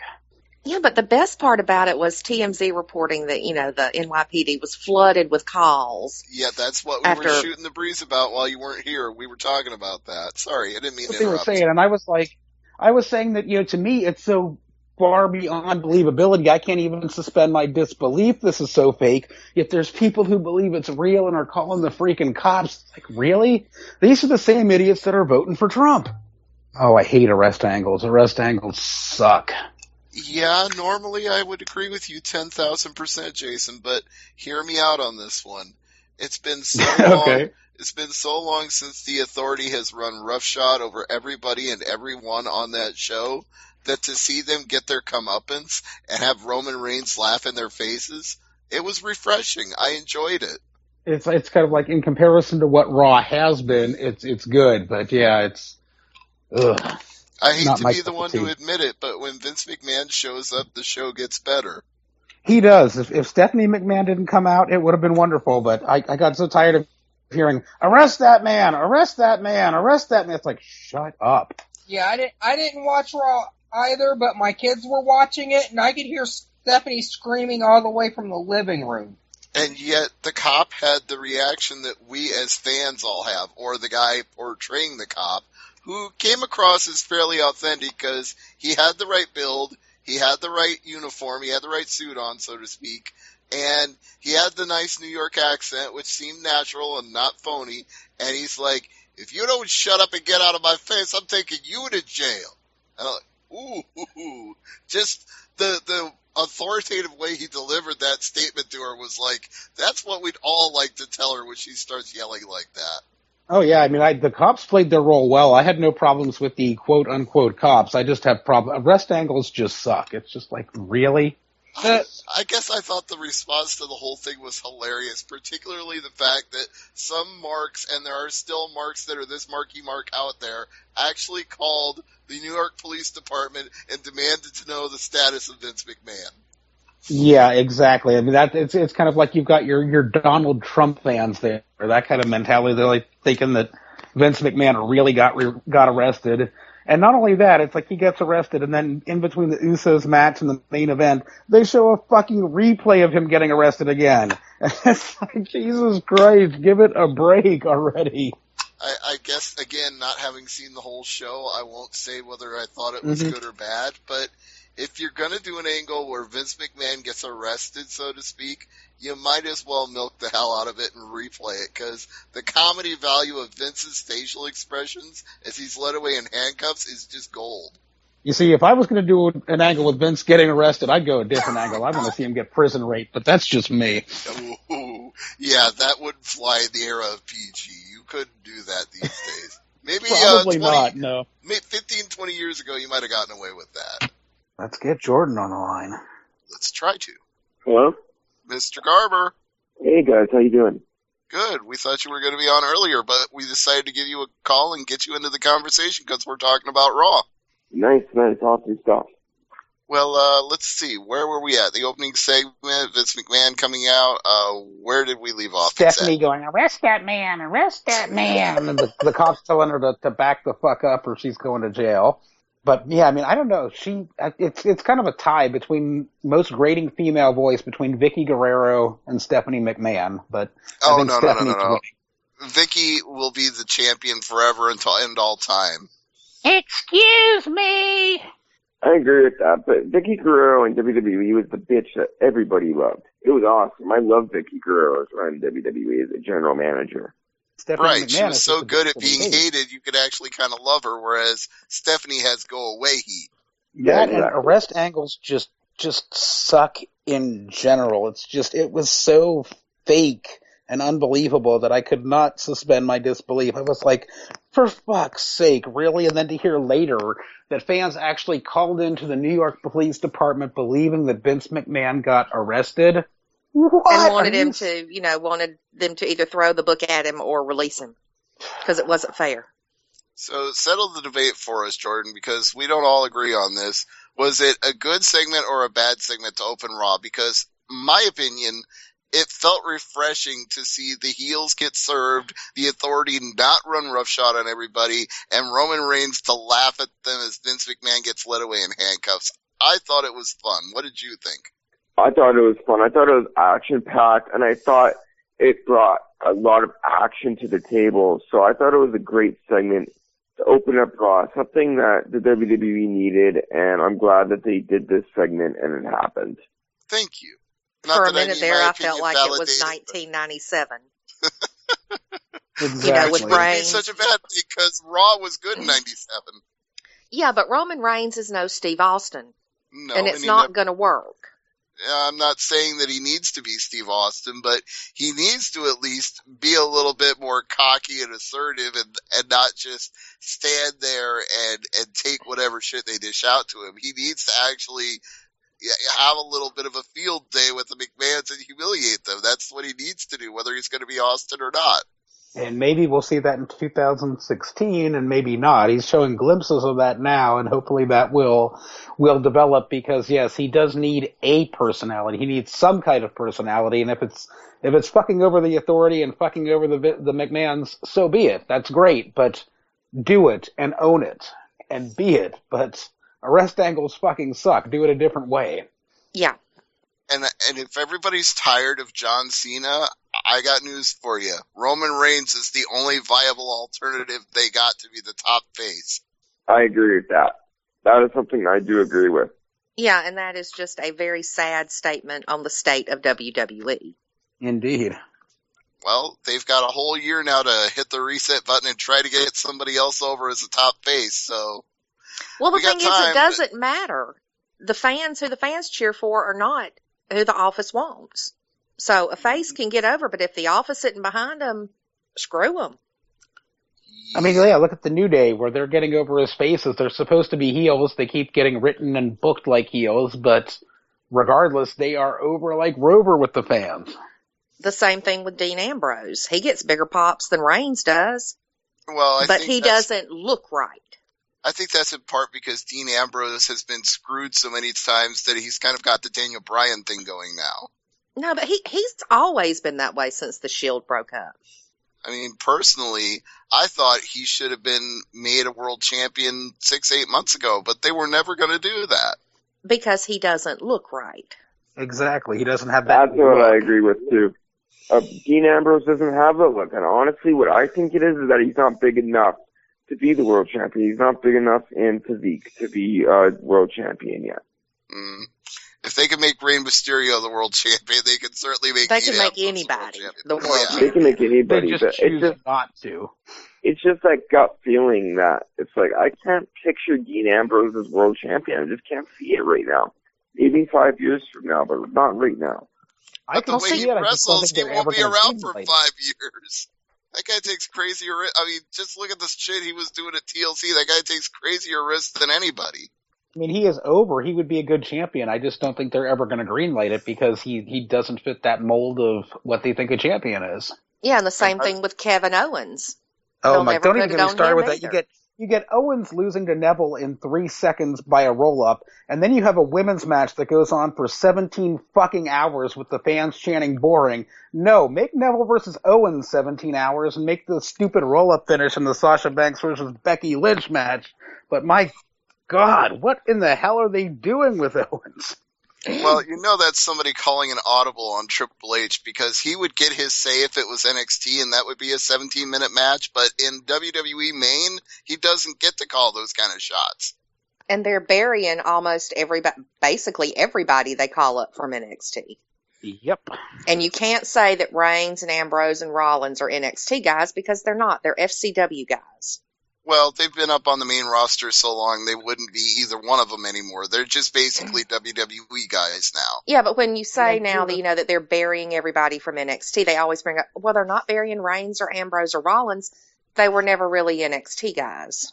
It's like, yeah, whoever Kushida slept with in New Japan, that's what Owens must have done. Owens must have slept with somebody's wife in WWE, because not only was he jobbing in 3 seconds to Neville, but he was getting buried on commentary, too, with the commentators putting over how Neville beat out Owens for, Newcomer of the Year Slammy Award? Breakout Star. Breakout Star, that's what they call it, which is complete and total bullshit. Bullshit. What a work. That is a work if I ever saw a work. They claim the voting's legitimate, but it feels wrong. I think it feels wrong because we're all marks for Kevin Owens. I think it feels wrong because we are wrestling fans. We are not sports entertainment fans. We don't actually believe, the people voting are the same ones that believe Vince McMahon was actually arrested and called the frickin' New York City Police Department. Yeah, these are the same people that are going to end up voting for Donald freaking Trump. So I don't trust these people to vote, but the treatment of Owens is undeserved, and it's doing nothing but hurt him. Well, how does it make you feel, Jordan, being you are a fellow Canadian along with Kevin Owens? How do you feel when you see this happen to him on Raw? Yeah, honestly, like him getting called up from NXT, I had big expectations for Kevin Owens. I thought he was going to make it far on the WWE main roster ladder, but what's going on with him It's not the greatest. Yeah, he won the Intercontinental Championship, blah, blah, blah. He started out so well. He was just starting out having a feud with John Cena. It was mid-card, but he had the experience to, make it to the top with that feud with John Cena. And now everything that's going on now, everyone expected Owen to be a big star. And what WWE is doing with him is they're just turning it right around. They're doing the complete opposite of what everyone thought was going to happen. And it's not a good thing to see, especially as a fellow Canadian. Well, and once again, I think it goes back to how he looks. Are you talking about his weight when you say that? I think that's exactly what Kevin Dunn and Vince McMahon think. He doesn't look like a WWE superstar.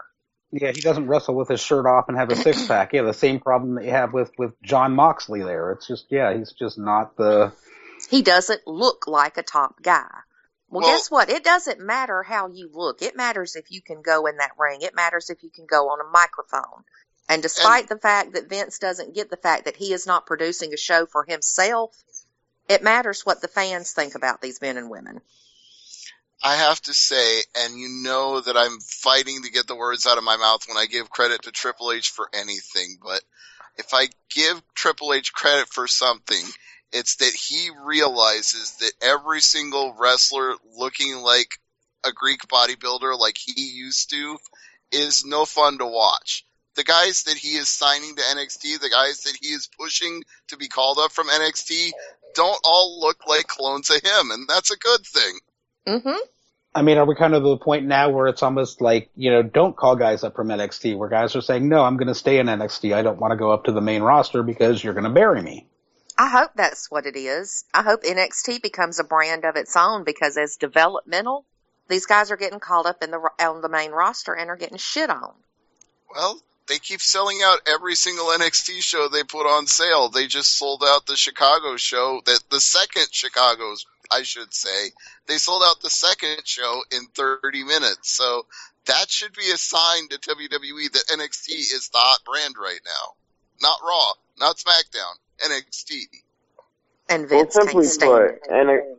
If WWE cared about their product, they would realize that NXT is their future. And so far, they haven't been living up to saying NXT is their future because they, like Abbey said, they're burying everybody.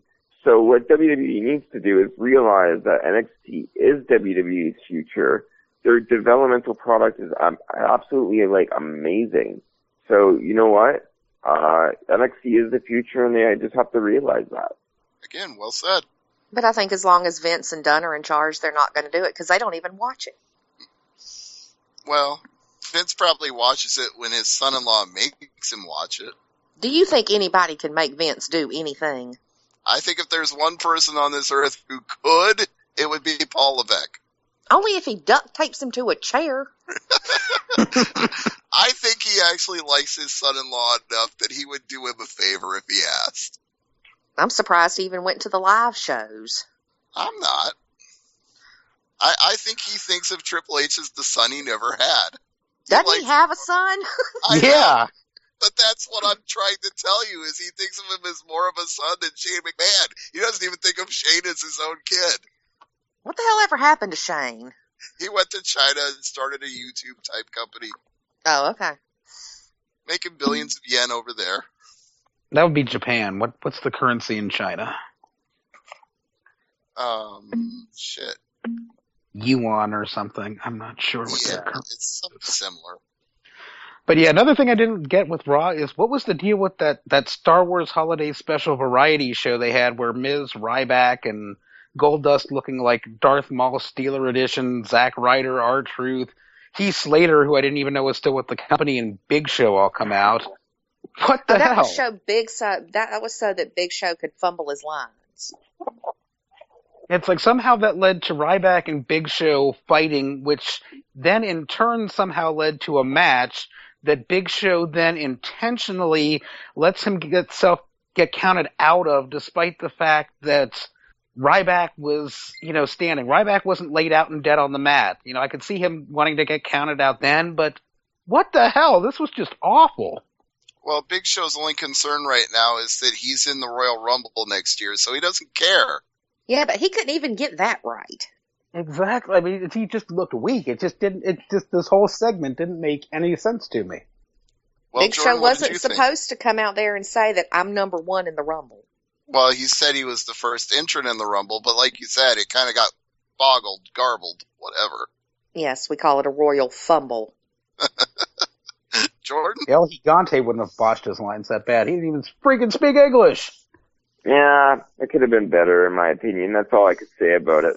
I mean, yeah, it was just baffling. But I mean, at least we got a brief respite from having to see the arrest angle, which was just stupid. But they went from one stupid thing to another stupid thing. But You didn't like Renee Young reporting live on McMahon at the New York Police Department headquarters? You didn't like Renee Young? That was funny. I thought it was too. That was one of those for fuck's sakes moments for me. It was just kind of too much, too over the top. It's kind of like, look, it's like when somebody knows that it's kayfabe, it's just like, ugh. It's like you're not even trying to break the line. You're not even trying to make this convincing. It's one of those things where it's like, it's too stupid, it's funny.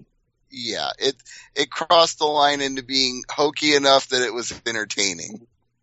Toru Yano gets to be so hokey, he's entertaining. This was just painful. What are your thoughts, Abby? I love anything Yano. That mess on, Raw was just horrible. Yano could be sitting there in the middle of the ring on a chair eating a cracker, and I would find that entertaining. Vince McMahon in the ring getting arrested, no. Or you guys could have me talking about parrots on my Twitter and can find that entertaining. Yes, as a matter of fact, yes. Yeah, Jordan J. Garber parrot t-shirts would be more entertaining is what we're saying, I guess. Well, hey, they're entertaining in the first place, though, so, True. Buy the shirt. So we move on in Raw to the Usos and Ambrose taking on the League of Nations in a match. I really don't have to say much about this match because the fans did it for me as they were chanting, "This is boring." And doing the wave. Well, it's the Brooklyn crowd. The Brooklyn crowd is the new Toronto crowd, is the new Philadelphia crowd. Brooklyn will do whatever they want. Yeah, kind of that offshoot of Philadelphia, the old Hammerstein Ballroom type crowd that comes and shows up at the Barclays Center, which, speaking of NXT, yeah, they sold out the Barclays Center, so back to the NXT thing. But yeah, this was a boring match, and I just really wasn't into it that much. I mean, I really hate the League of Nations name. I mean, it's just stupid. I mean, it's so World War II. Exactly. World War I, actually. While we're at it, we can have OPEC and we can have the Triple Entente take on the League of Nations. Yay. History is fun, kids. Actually, the thing that I hate about this is that Barrett is a prominent member, and because of his injury, he can't do anything. I'm trying to figure out where Del Rio fits into it. You have these European guys and the Mexican guy. Well, actually, technically, it's a Bulgarian, an Irishman, a European, and a Mexican. Okay. They shouldn't be a Europe stable and do something else with Del Rio. Like, Mexico is so far away from Europe. Why would they call it the League of Nations? Like, I understand what they're trying to do, but it's just random how Alberto Del Rio's in that match. I'm trying to figure out why they even brought Del Rio back if this is how they're going to treat him. Yeah. Can't defend it. Sorry. Just can't. I mean, they wanted a big Latin star, so they bring him back and then pair him with Coulter and this Mex-American thing and then get rid of him. I will say this. I did like what he said on the pre-show for TLC when they asked him about it. He said, that didn't work because I trusted an American. And he ripped off the microphone and walked away. I'm like, if you're going to turn this Del Rio thing around, that's where you start. When you start shooting on his own angle. Yeah, but then you stick him with this whole, poor man's United Nations bullshit. Exactly. Alberto Del Rio does not need any of these guys around him. Alberto Del Rio can get over on his own. He does not need to be part of the League of Nations or any other faction. He is a faction of one. But I mean, he didn't need a faction to get over in Lucha Underground. He didn't need a faction to get over in AAA. But yeah, the WWE and their writers and bookers and their infinite wisdom, no, he needs to be with a faction here. So let's stick him with at least somebody. Let's do a Mex America. Oh, that's not working. Let's do a League of Nations. But what if this isn't a he needs them, but rather they need him? Yeah, I'm kind of with Kevin on this one. They actually need him to give it some credibility. But how the hell does he give it credibility when all he's 'Cause- doing is being made to look like a joke? Hey, I didn't say it was a perfect plan or that they completely thought You this see, through. you see, to me, if you want to give people credibility, you can give Kalisto and Sin Cara some more credit by having Alberto Del Rio come in than you can with this random League of Nations people. That would Sin actually Cara make can't even walk into the ring without tripping. Well, yes, that's why he uses the trampoline. I suppose as long as we're talking about that, we should talk about the fact he dislocated his shoulder and still continued the match, which the old Sin Cara / Mystico would never have done. That guy dislocated a finger and called his match off, but Hunico Sin Cara throws out his entire shoulder and still finished the match. So I gotta give Hunico Sin Cara some credit for that. Major props to him for finishing that match. Yes. Major props, and yeah, it's like those matches were the most entertaining matches of the night. Given what else we had to work with, unfortunately. Well, you know what? Cena Del Rio could have been better if it wasn't for the stupid finish. That was pretty fucked. It's like, yeah, there was interference, but of course Super Cena has to kick out after interference so that there can be interference again. Mm-hmm. The fuck? I'm just wondering how Super Cena and Super Cena 2.0 are going to coexist. Well, they kind of didn't if you read what happened in the post show. Yeah, but that wasn't on television, so that doesn't count.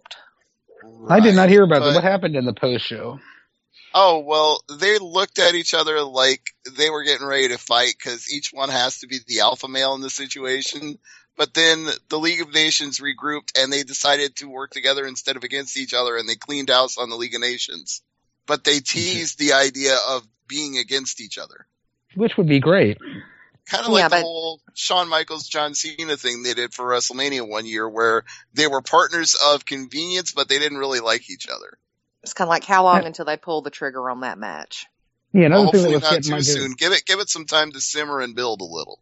And it's like, yeah, another thing that kind of made me face palm in this was when Cena was coming to the ring with his theme song, and the fans were singing, "John Cena sucks, John Cena sucks," and the announce team is trying to sell it like the fans are cheering, and I'm just like, for fuck's sake, I know what I'm hearing. I know what the fans are singing. You're not going to get me to believe that the fans are cheering for John Cena. How stupid do you think I am? Well, I've got two minds about this, and the first is that they're supposed to no-sell it because that's what the announcers are told to do. So I'm actually okay with them ignoring it or pretending it's a face chant when it's really not. And the other thing is, at this point, chanting John Cena sucks is actually, in a way, kind of saying you love him. If you care enough about him to sing a sarcastic version of his theme song, then you care about John Cena. Even if you care enough to hate him, you still care. If you care enough not to take a bathroom break during his match, you still care about him. Right. So, in a way, it is kind of showing him love. Well, there you go, fans. Yeah, stop singing John Cena sucks and just hit the restrooms and the merch tables and the concession stands and whatnot when Cena's matches are on. Yeah, if people really wanted to make a statement, they would do what they did to Chris Masters when he debuted on Raw. They would take out an entire front row with newspapers and pretend to read and not watch the match. That would be awesome. Hey, I like Chris Masters' debut. He was on AngryMarks.com once. Yeah, I have no problem with Chris Masters myself, but I'm saying that's how the fans reacted to him. Oh yeah, his debut. Like I enjoyed his debut, but not everyone's like the wrestling fan that Jordan J. Garber is. So a lot of people thought differently of it, and it wasn't as great as it was planned out to be. But yeah, just my 2 cents on it. And the problem was people never actually gave him a chance. I mean, he wasn't the greatest wrestler in the world when he started on Raw, but he got better, and people never noticed that the longer he was on TV, the better he was getting. They just decided they didn't like this bodybuilder-looking guy, and they never even gave him a chance to be any good. They just decided he was shit and stuck with it. Well, it's kind of hard, too, when what you're trying to sell is a full Nelson as your big bad move. Well, that was WWE's fault for saddling him with that. He was never going to get over that Master Lock was crap, but they've moved on from that. Mm-hmm. But yeah, there was one nice part about Raw that I actually did enjoy, and that was the tribute that they did to Lemmy from Motorhead as he had passed away. And I thought it was a nice thing for them to do, to have that tribute to Lemmy on the show and acknowledge that, you know, he did a lot for the WWE with Bring Music, and to acknowledge his passing with a tribute. Yes, and Jordan wasn't here for my intro, but I said if we could change our music to a band that sounded like Motorhead instead of a band that sounded like AC/DC, this is the week I would have done it. So, Jordan, your thoughts on the passing of Lemmy Kilmister? Just a tragedy, honestly. It's so unfortunate what happened, and just I'm shocked, and something that just, wow, unbelievable. It was kind of a rough night for me on Monday in general, because not only am I a fan of Motorhead and had been for some time, but I also got the news. I mean, I literally got the news like half hour apart on these two things, that Harry Simon from WrestleCrap Radio had passed away, and hearing that and then hearing Lemmy died one after the other, it was like, man, what a way to ruin my Monday. This sucks now. Yeah, that was another sad piece of news there too. Yeah, and for those who don't know, he was the voice of John Thomas, the bill collector, who would call in looking for at Mr. Breakstown. Exactly. He was one of the great characters on WrestleCrap Radio, and had done I can't even list all the things he had done for that website, but he was an integral part of WrestleCrap. He was, yeah. It was sad he passed, and sad that Lemmy passed. But it was nice to see Raw do the Lemmy tribute, and it was nice to see Blade and RD and the WrestleCrap site do a tribute for him as well. Yes. Same. I agree with everything you guys said about that. There was one more WWE note that I had wanted to get your opinion in specific on here, Jordan, and that is the announcement. We haven't been on the air for a few weeks, but the announcement that Mauro Ranallo is now going to be the main announcer on SmackDown. That is very good news. Unlike other announcers WWE has signed, Mauro has paid his dues. He's been on the score before, which I used to watch Mauro as a kid, and him being in WWE, I think, is a perfect fit. Good for him. He deserves it. Let's see how it goes. And yeah, we were talking before we went on air, and I'm a little tentative that they may try to kind of rein him in and try to make him a shill, though Stevie is saying that Mauro is saying he's going to be Mauro, and that's the only Mauro that he knows how to be. And I'm kind of hoping, and I kind of hope that he does a good job, and, you know, hopefully SmackDown will be better for it, but ultimately I'd like to see them move him over to NXT, where I think he would do a phenomenal job.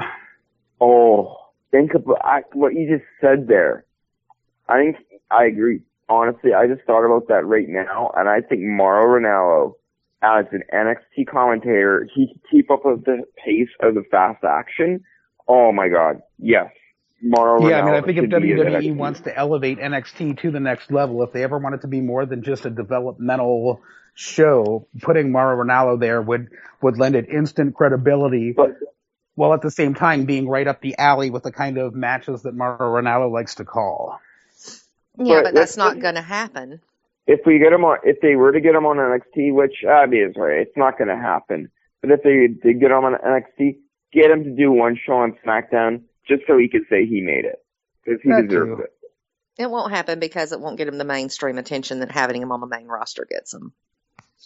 Yes, and like I said off the air, the thing that they love about him is that he is a real sports announcer. That is the thing that Vince McMahon obsesses over, is we want people that are famous for being famous at other things, which is why you always get these celebrity appearances on Raw, like the cast of Entourage. Oh, they're famous for being on HBO. They're famous for being in a movie. We got to have these guys on TV. That's the Vince McMahon mentality. So he wants Mauro Ranallo because, oh, this is the guy who called Mayweather versus Pacquiao. He's a real guy. That's I want to get your opinion on this here, Abby, because I know what Stevie's opinion is, but I'm thinking that, I mean, it's not the main reason, but I'm thinking one of the reasons, perhaps a small reason, that WWE did decide to sign Mauro Ranallo is to stick it to New Japan, to say, you know, we're WWE, New Japan, you can suck it, we're taking your Access TV announcer. And I think that definitely did factor into WWE's collective mindset when they were saying, yeah, let's hire this guy. We can screw over New Japan in the process. Yeah, I think that has something to do with it. You know, and I think we were talking earlier today, it's not going to matter who this guy is and what he's done. if Vince does with him what he does with every other announcer, which is feed him lines and scream in his ear. It's not going to matter because he's going to sound like Cole and he's going to sound like JBL, who I want to ball gag every damn Monday night. He's going to sound like all of them, and it's not going to make a damn. It'll make him a laughing stock, and then he'll be sitting there wondering, what the fuck did I sign up for? I think But at least he can say he made it. I think Mauro Ranallo has too much personality to allow himself to be dominated by Vince McMahon in his ear. He'll stick up for himself. Well, Lance Storm and Well, I if he had a sticks up little for himself thing a on lot, he's Twitter. going to get fired. Yeah, Lance Storm and I were talking on Twitter one night about what his name was going to be, and he jumped into it and he said, I'm keeping my name. I was like, okay. But the WWE is not a democracy. I think everybody is scared half to damn death to cross Vince, and I don't think this guy's going to be any different. It doesn't matter that he's a name. Vince is going to show him who's boss. I have that feeling too. I mean, you look what happened with Joey Styles, where he kind of, dropped his pipe bomb and left on-air commentary duties. And people were like, yeah, Joey's going in on Joey's terms, and he's this different kind of announcer that's going to do different things. But, in the end, they tried to mold him into your typical WWE announcer. He wasn't having it, and he said, bye. Yeah. But it's not like he quit. He just transitioned to a different job. I think he quit for a while before he came back. I think he was probably still under employment the whole time. I call it a conspiracy theory, but I don't think he ever really left. Yeah, granted, that's been quite a long time ago, but my recollection of it was that this was all entirely staged, and this is exactly how Joey Styles wanted to go out because, it puts Styles over exactly as the hardcore guy, the, forever ECW, eternal rebel kind of image. Which, unfortunately, I'm not good enough to work. Backlash? He's kind of gone back on that with his tweets in the last week. Yeah, that just WWE. pisses me off. I'm sorry. I just don't like the fact that he calls the internet now IWC, the Internet Wrestling Complainers. Yeah. The internet is what made you a star, Joey Styles. It was hardcore ECW fans on the internet who loved everything you did. We made you what you are. He's been in the happened to Mauro Ranallo. Joey Styles has just been in the warehouses in WWE for too long in Stamford. That's all it is. Well, it's not just Joey Styles. It's everybody in general that underestimates wrestling media, whether that's pro wrestling magazines, pro wrestling podcasts like Angry Marks, and other sources of wrestling media information. I'm a wrestling media guy. I've refed before. I've had the opportunity to ref, ring announce, to do that. I know where I fit in, and that's in wrestling media. And people underestimate it, and it gets me mad too because what we're doing is we're pushing things more, and we're making wrestling more interesting as a whole, as an internet wrestling community. And for Joey Styles to say something like that about the wrestling community, it's like, dude, we made you a star. We were behind you, and we gave you that push to become even better. And to say that, I'm not mad at you. I'm just saying he probably didn't think about it at the time, but whatever. I just feel like it fits into this pattern of WWE of shitting on their paying customers. It's like when they laugh at people who pay $54.95 for the pay-per-view because they should be subscribing to the network. Excuse me, you should be happy that people are still willing to pay $54.95 for you. Exactly. And one of these days it's going to backfire, sending guys like Michael Hayes and Road Dogg and Joey Styles out on social media, which they tout 57,000 times a show. It's going to backfire on them when they slap at the fans. At least with Road Dogg, it didn't come off as quite so abrasive as it did with Joey Styles, because Road Dogg blatantly said, I work for the company, what did you think I would say? At least I kind of understood where he was coming from. Yeah, and then he said, go watch Lucha Underground. So...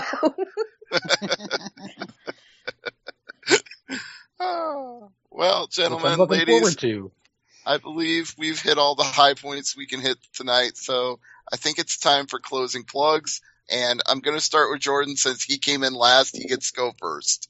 Yeah, you guys, it's been a great 2015, honestly.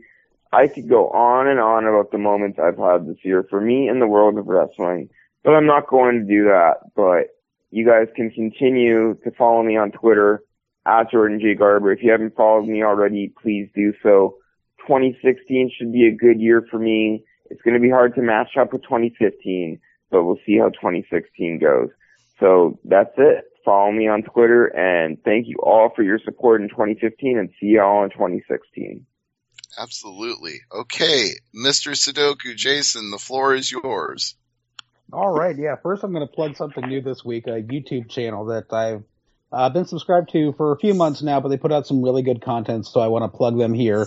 YouTube channel called What Culture Wrestling. What really got me going on them was around Christmas time. They posted how they would have booked the invasion angle, and it was brilliant. So, yeah, go to YouTube and check out the What Culture Wrestling channel. Awesome stuff there. Sorry to jump in on you, but you know what I really liked that they did? The 25 Days of Christmas letdowns. I like that one too. Yeah, like their advent calendar of like the worst of pro wrestling, which was, they were real short things, like a minute to 2 minutes in length, nothing really much longer than 2 minutes. But yeah, it's like some of the worst holiday angles that the WWE has booked. And it was a nice little video advent calendar of the days leading up to Christmas. So that was nice too. And then Christmas Day, we got the announcement that the invasion angle was coming. And I'll plug another wrestling channel too, the Wrestling with Regret. Regret is spelled with an R, and who did, his own how he would book that and kind of made a run-in on the invasion angle too. But yeah, I did enjoy the 25, the advent calendar they did, and I did enjoy how they would book the invasion angle. So definitely check out What Culture Wrestling on YouTube. Also check out Wrestling with Regret, spelled with an R with Regret. So check both of those out. My Twitter is at Great Sudoku. I live tweet during the New Japan events and meet some crazy New Japan fans like Abbey, wonderful partners in crime to have at 3 a.m. when there's shows going on.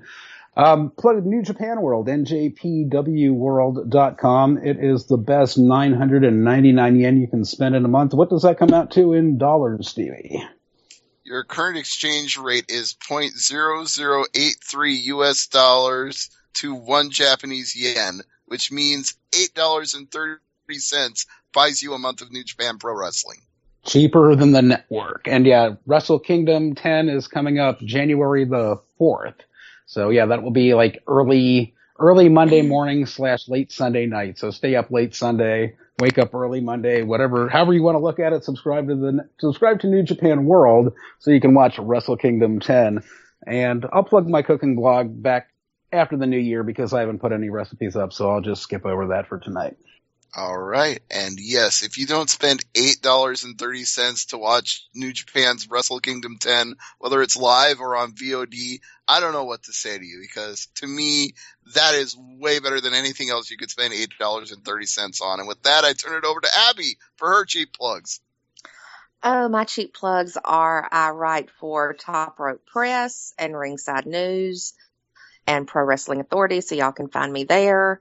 On Twitter, my handle is AbbeyBroke2121, and I live tweet during the shows. All kinds of snarky, sarcastic bullshit all the time. And it's always fun to interact with her on Twitter. So if you're not already following her, go do that right now. And I just want to say thank you to producer Kev for keeping us all in line and keeping these shows together and doing all the behind the scenes work to make the Angry Marks Podcast Network great. This 2015 wouldn't have been possible without him. 2016 won't be possible without him. We are ever in your debt, Kevin, and I'm indebted to all my co-hosts tonight. Thank you so much for making this a great year, and here's to a fabulous new year in 2016. So, Happy New Year, everybody. We'll see you back here next week.